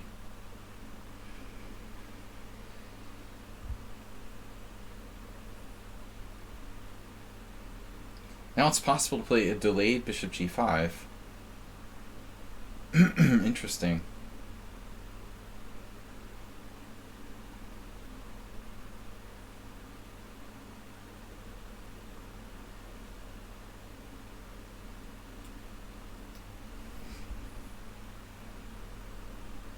I remember I used to play the black side of that same-ish King's Indian Queen sacrifice against him.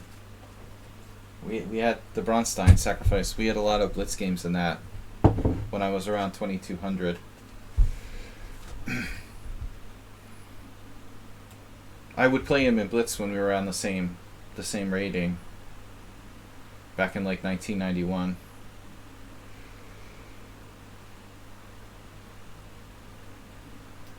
You know, it's not so easy to play g5 in these positions. Once you've castled, it's kind of dangerous. Man, he's doing it anyway. I had a game with move 11 where I wanted to sack a piece the other day, but I don't think this is sound. I'm not going to go that far. Yevgeny Bereyev.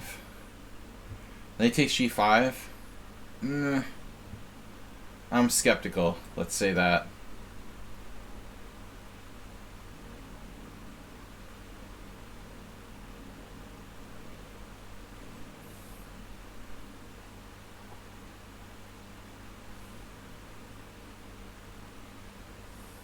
Okay. So now what?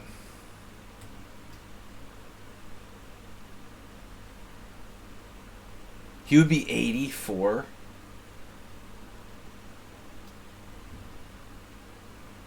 What? Let's see, 1991. 84 minus 31 would be 53. Yeah, that's fair enough. Yeah, that's probably right. That's crazy.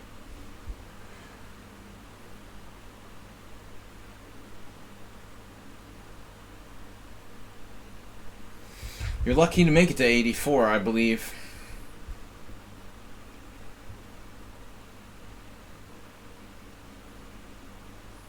Is my bishop trapped yet? I've had games like this with black. I normally don't castle and play g5 for the most part. It can definitely get sharp. 84. Yeah, that's right. He would have been early 50s when I played him. King takes is possible.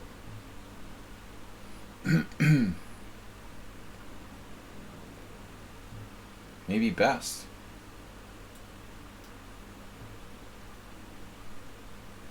Maybe, maybe not.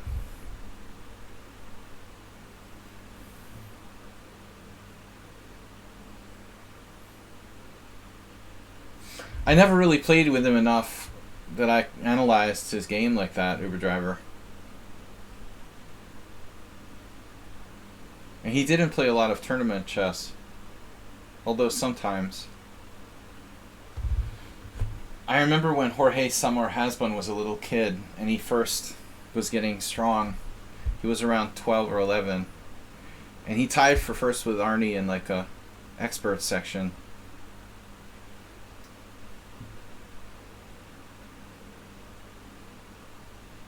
That was around 1993, probably. Maybe 1992.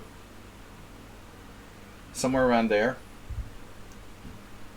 So HG5 drops a piece.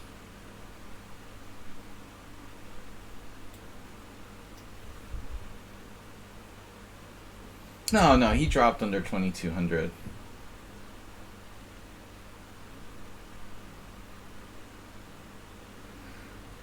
He was always hovering in the high 2100s. The good old days.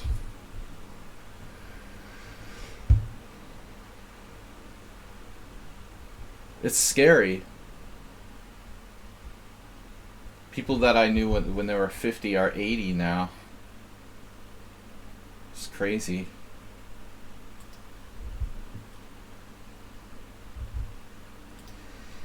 Welcome everyone to the stream. Our tournament ongoing.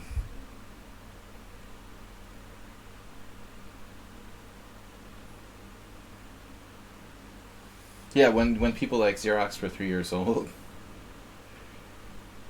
It's scary when I think about when younger people were born. How recent it seems to me.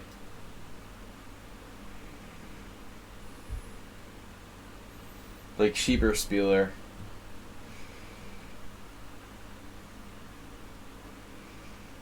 Luke, I am your father. Yeah, like a perfect Nimzo by Xerox. What about G4? G4 or not G4? That is my question.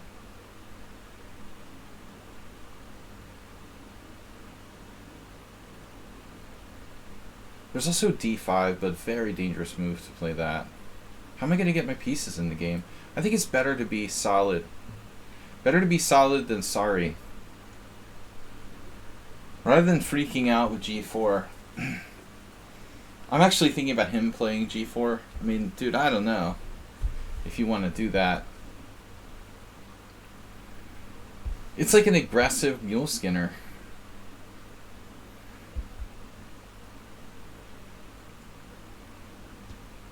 Yuli Kolodkin had a dent in his head. He must have been like a World War II veteran or something. He had like a big dent in his skull. Like he was hit by a giant piece of shrapnel or something.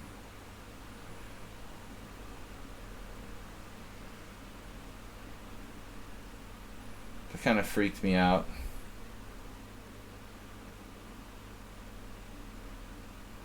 He was the player I lost to when I was like stoned playing the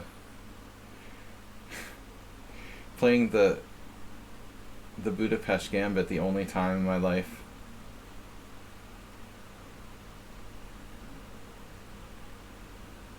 Never play the Budapest Gambit when you're stoned. Unless you happen to know it. Alright, we're just going to continue to play safe and solid.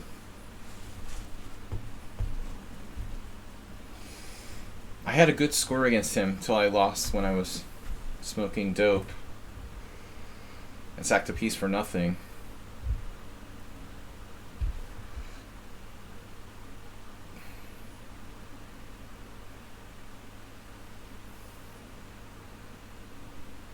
Oh, the good old days. Everyone's interested in that, right?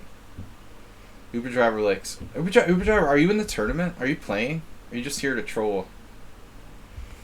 You're like a positive troll, though. But I'm not sure everyone really appreciates our Boston '90s chess scene discussion. But it is better than talking about the war. Don't mention the war. It's like Faulty Towers.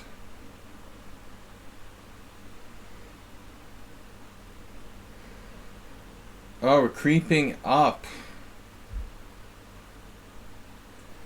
A Minecraft creeper.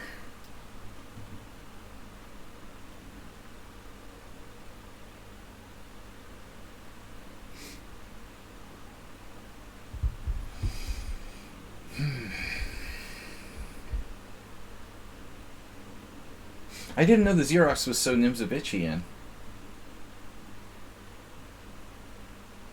Now here we have an interesting decision. Why not undouble the pawns? There are some arguments for the other capture, I guess. This is definitely more natural.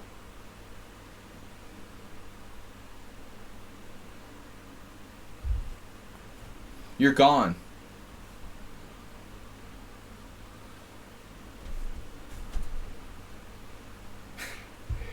Arsenal's typing like pound signs and stuff.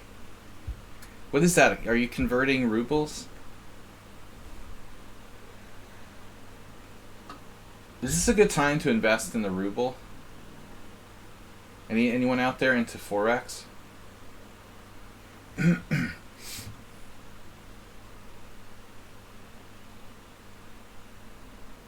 No, it's it's down about 40% or something. It's not 99%. Only around 40.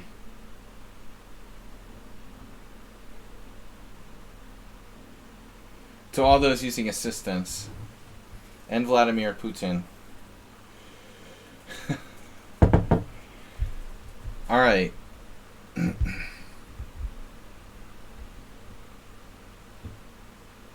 So what's happening now? He's just keeping it cool.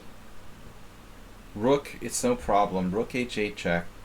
Absolutely no big deal. It's all okay. Everything's cool.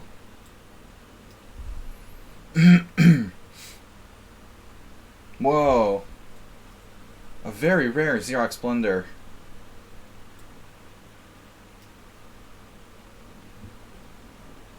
He had to play Rook g6.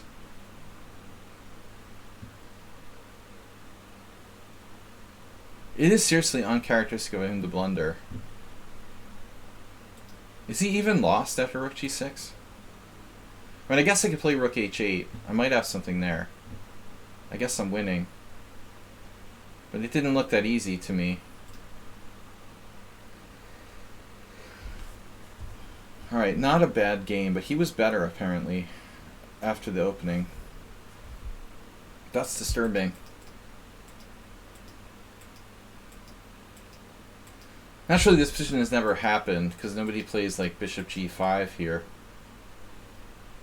I lost this really bad game to Alexander Goldin once where I played a5 and he went Bishop g5. So I figured I could try the same thing here. But it's just too slow. You know, it's not clear if you should play g5, though. I don't see the need to play g5.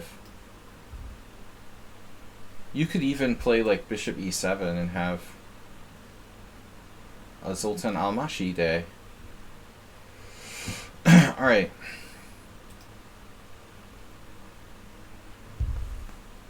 Old Blixen with 4.5. Microwave 4.5. Fortunate to have 5. 1 round left. Acerbate's on the board with 2 wins. Oh my god, another forfeit? You got 2 forfeits. Wait, that's the wrong game. Yeah, you got 2 forfeits in the same tournament. But Acerbate pulled down a victory against the Greek guy I can't pronounce. Sigurosome. which sounds more Finnish than Greek to me. Alright. Money means nothing to billionaire oligarchs. Right, Arsenal? Right, Acerbate? Communist society. Get out of here. What communist society are you talking about? I just want to know, like, what price do we start buying rubles? El Shakmat. It's like Bitcoin. When do we start to buy? When it drops to like 500 rubles to the dollar or something?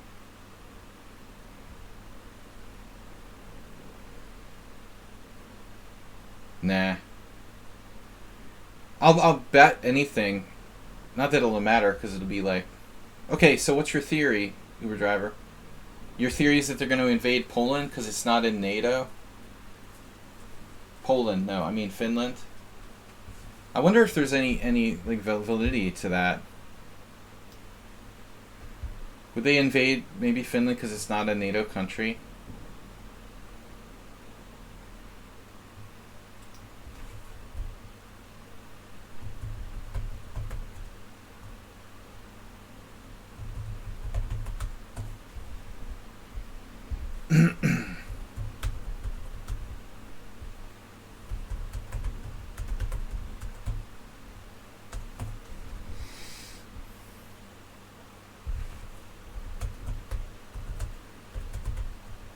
I hadn't thought of that angle. I figured Putin would go straight for the Baltics because they're like weaker and really more like former Soviet territory.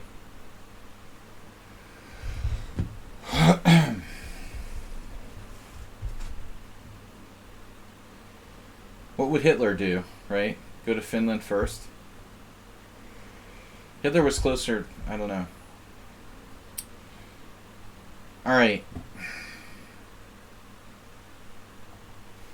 But it's not fun to joke about it. I'm on the front line here in Hungary of the future Soviet Union. So I really don't want to see this country bordering Russia or Russian tanks anytime soon.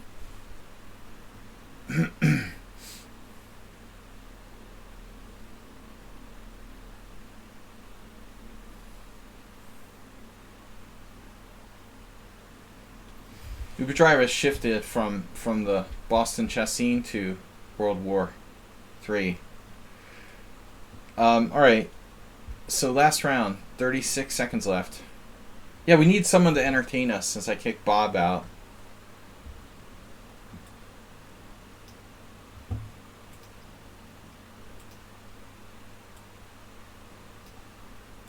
But you really are kind of a weak troll.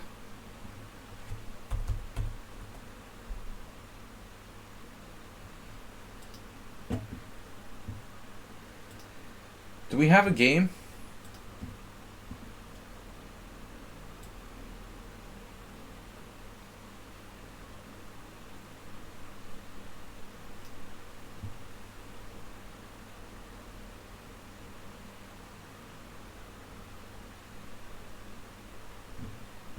Yeah, I mean that's hard for them, man, logistically.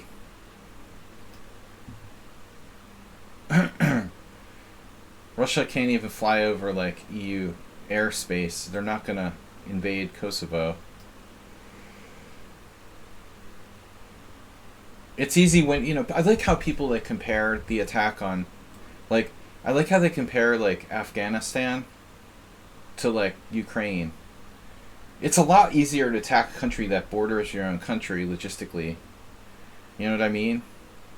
You can't compare that. I mean, well, that's another story, Mickey, but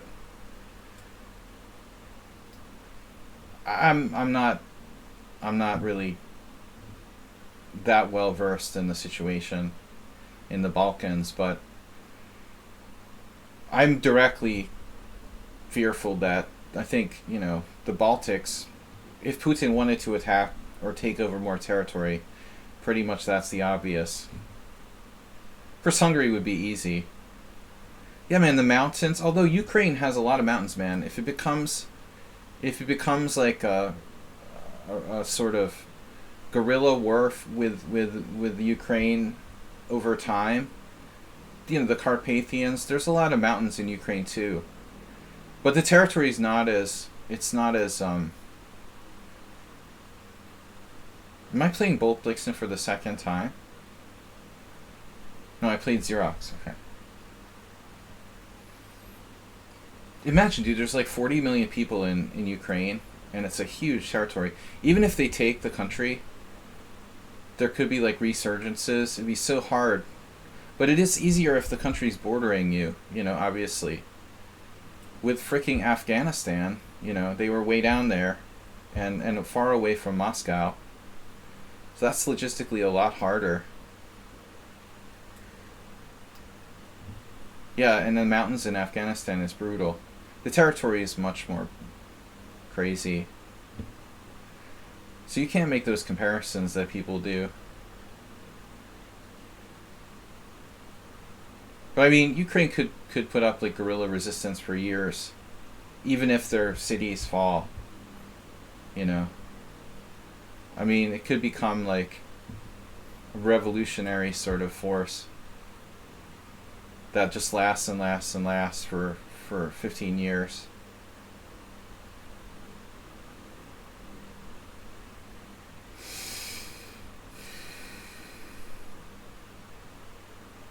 It could drag on forever. And it's not easy to occupy a country of 40 million people. So I don't know what's going to happen. Nobody does. Crazy situation. H5.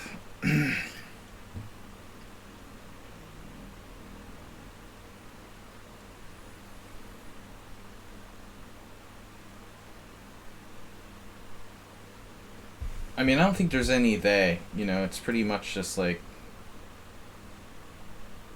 Vlad's personal campaign.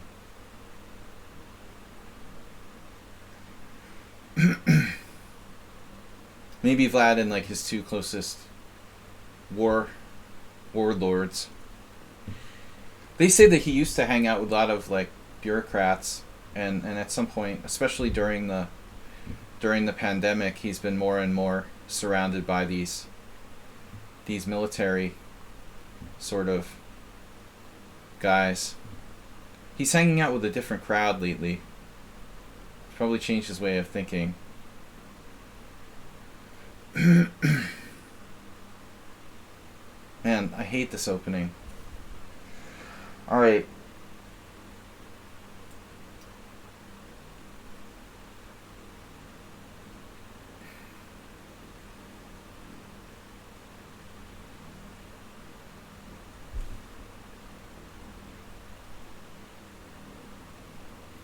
Yeah, I don't know, man. It seems like he really is dead set on destroying the hell out of Ukraine.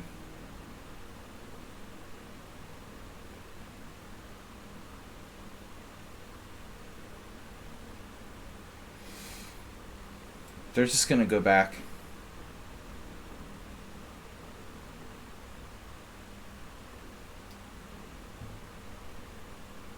If we promise not to join NATO. I mean, man, it's like Bolt Blixen. What is this? I hate this. Jababa attack. God, so many people play this. Drives me crazy. I told you guys not to play the London system.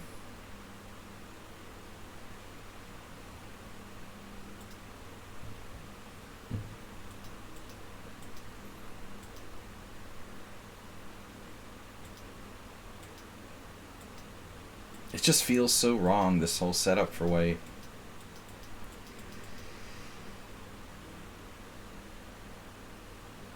Yeah, that's true, Mickey. Well, I don't understand, Yeah, that would be pretty tough to do. Well, you gotta put in your puppet government and then control with propaganda. And then you go home. eventually. The thing is, like, they could have a revolution again, but they'd be scared to. Yeah. We're all hoping that there won't be a World War III. But I mean, like, where do you stop, you know? I mean, it's interesting.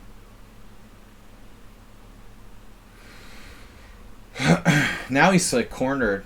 Russia's going to be destroyed with economic sanctions.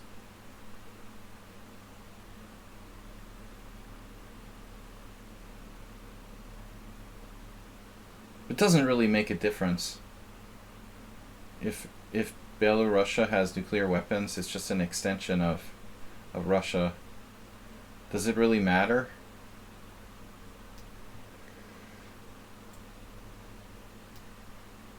I mean, Russia has like 5,700 nuclear warheads. Does it matter if, like, Belarus has 50? It doesn't really make a difference, I don't think.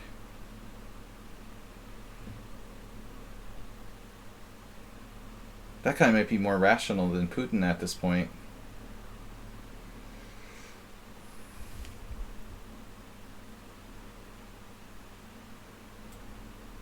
I'm just, like, trying to hold here. Maybe I could castle queenside. That's crazy, though.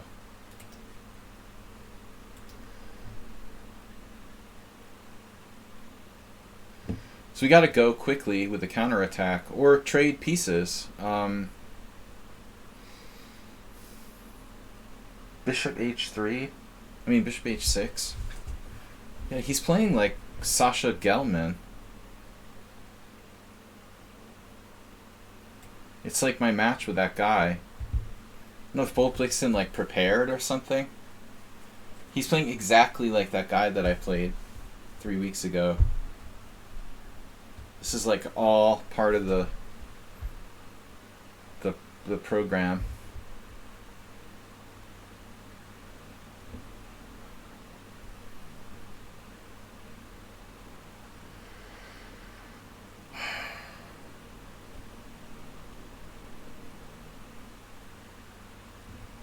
So what do?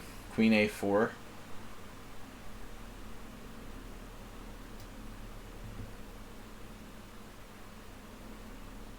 b5 is nice and thematic.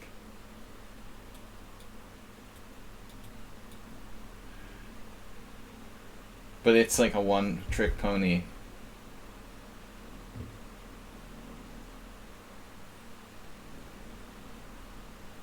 Damn, he just straight up did that.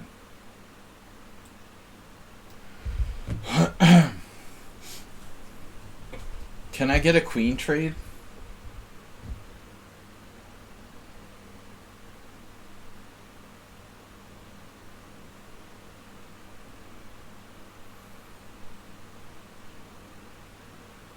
Now maybe I can, like, live.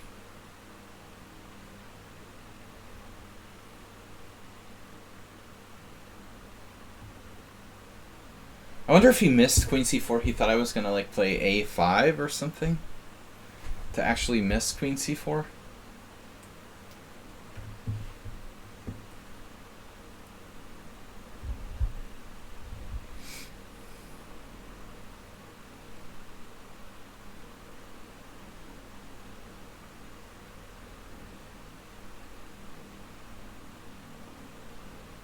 Now it's a different story. I'm threatening pawn takes pawn and knight e4.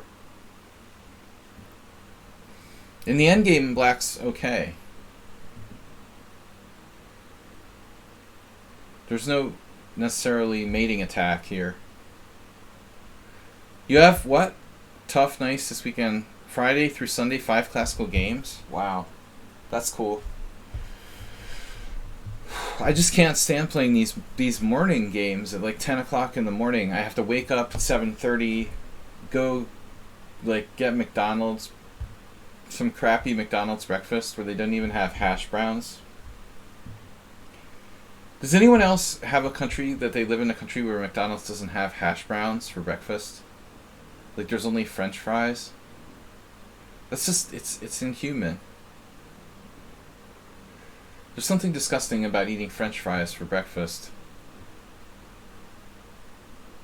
as a lifelong fast food eater.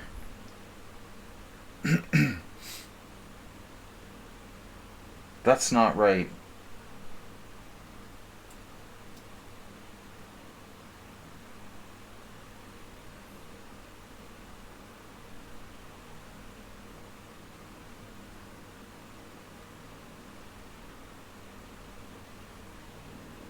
Oh yeah.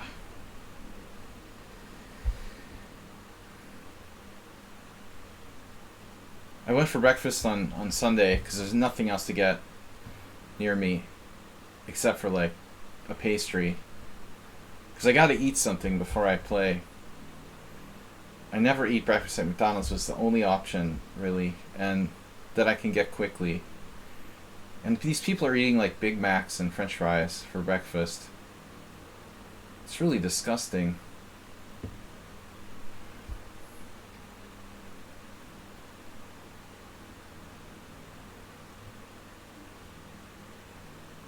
What am I thinking about here? As if there was another move.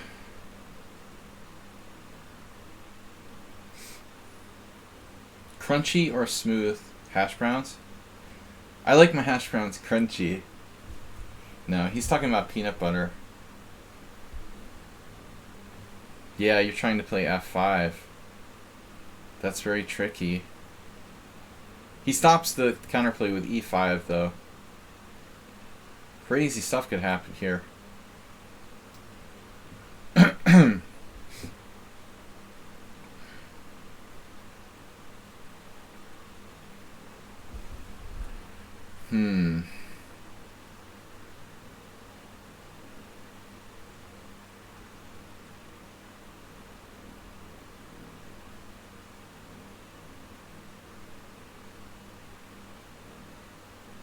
Oh, I have c5.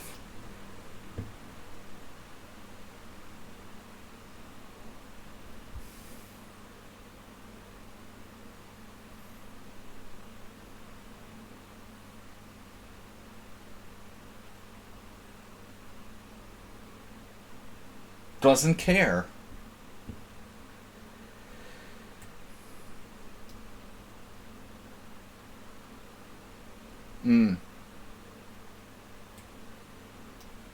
I guess this was a mistake.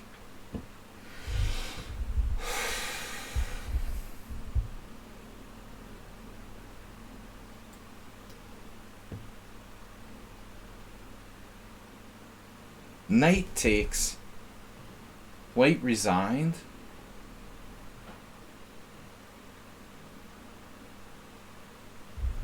He resigned. You must have clicked the draw button. He clicked the resign button instead of offer a draw. That's the only explanation. He accidentally clicked the resign instead of offer a draw. Does anyone have any other explanation? What else would you do there? Knight takes d4, I offer a draw. I click resign by accident. I've done that. I've definitely done that. I didn't expect him to play knight takes. I expected like ed, and he keeps trying to come this way with his knight. Clearly he didn't mean to resign. So that's a really impressive way to win the tournament. It asks if you're sure. Does it? Well, you have to have that setting turned on, you know, Mickey. That's an optional setting. Maybe that's the default, but it definitely isn't mandatory.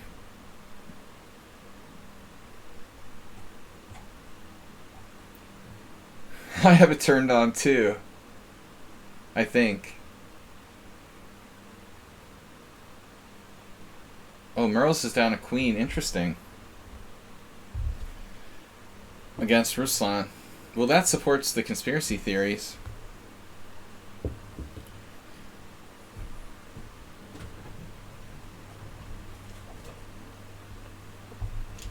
It's interesting. This is our last game. Obviously, both Blixen resigned when trying to offer a draw. But, I mean, I don't know, you know, if I would take a draw there. He's got, like, quite a bit less time. And I thought that I might be slightly better. Wow. Ruslan can probably lose this somehow. This game is not really contingent for the tournament. Let's see. Sigur is still playing with El Shachmat. Nice bishops. Damn, dude. Look at the time. Sigur has to just take his time. This is crazy. It's crazy to have 3 minutes and 48 seconds, and the other guy has 24 seconds, and you're totally lost. You've got to take your time. Clearly, he's a good player. So that is the last game, Merles. Then we'll wrap up the results here. Ruslan down to 22 seconds. Wow, look at the coordination White's getting now. Coordination station. And more time.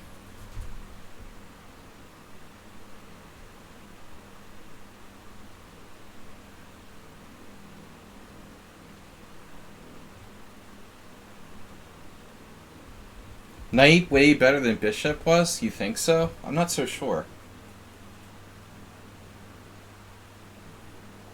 I have a good bishop. It's a good defender. He also has a lot of pawns on dark squares. No, I don't think it's better. It's probably as good as, in that case. So Ruslan could screw this up. Especially on time. But objectively, black should be winning. Well, Ruslan is actually fast.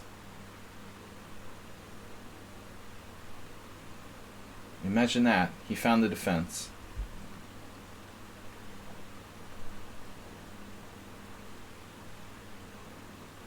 Man, he blundered immediately.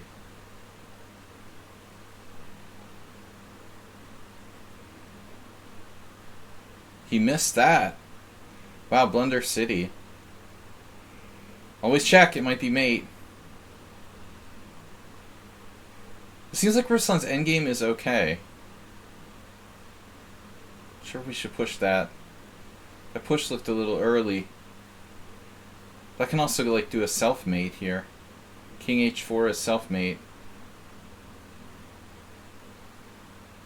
Draw. I offer a draw. Alright, that's fair. That's a fair result. Both sides. It was a nightmare. The end was a nightmare. So Bolt resigns by accident in the last round to give me first place. A draw would have been enough. I would have won on tiebreak. It should have been a draw. If I win on a tiebreak, I would have taken the draw. Microwave first time playing. He gave me a draw in a winning position, so I've been really lucky. I have 2 games I shouldn't have won. Or a draw I shouldn't have drawn, and a win I shouldn't have won. I have a point more than I should have here. Yeah, I know. I mean, obviously, I'm sorry. You meant to offer a draw. I understand. It was obvious. Like, the final position is interesting, though. I wasn't sure. I might be a tiny bit better. Wow, I'm a lot better. I didn't expect you to play knight takes, though. I thought you should play ED. You have a problem with the B2 pawn. Miki makes the comment that the knight is better than the bishop, but I don't agree. I mean, all the White's pawns are on dark squares. And I have the threat of rook h8 and pressure on the b2 pawn. But on the other hand, like, it's tricky for me to make progress in such a closed position. You know? The computer says I'm +2. Is it so easy for black? Bishop takes d4, really? So it wants to just take, wow. And just pile up on h-pawn? Interesting. Take and pile up on h-pawn. Play like king f6, rook g5, rook h6, or whatever.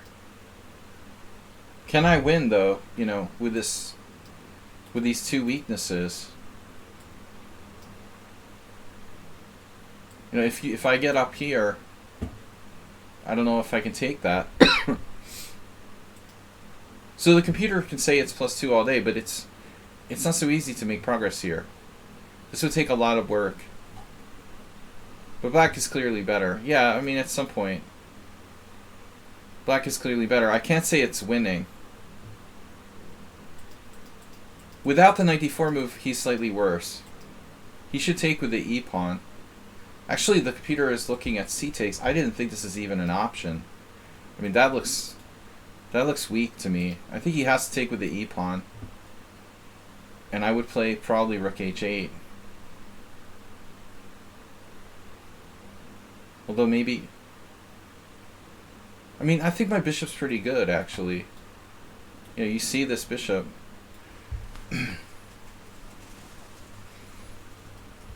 I have a better pawn structure. It's not easy for white. Alright, but we were lucky. That other game I was totally lost.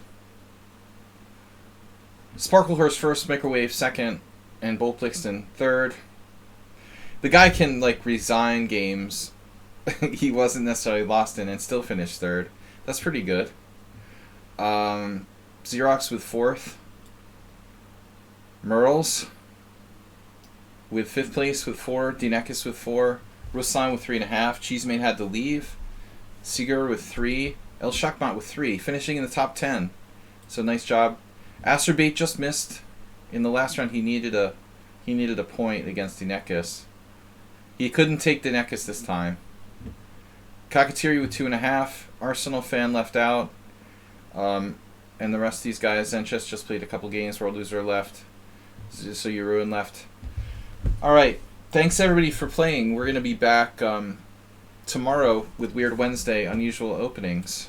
I will see if we can raid somebody's stream here. Last Tuesday, I guess. Chessbia. Alright, we'll do a Chessbia raid. I'll see all you later. Thanks, everybody.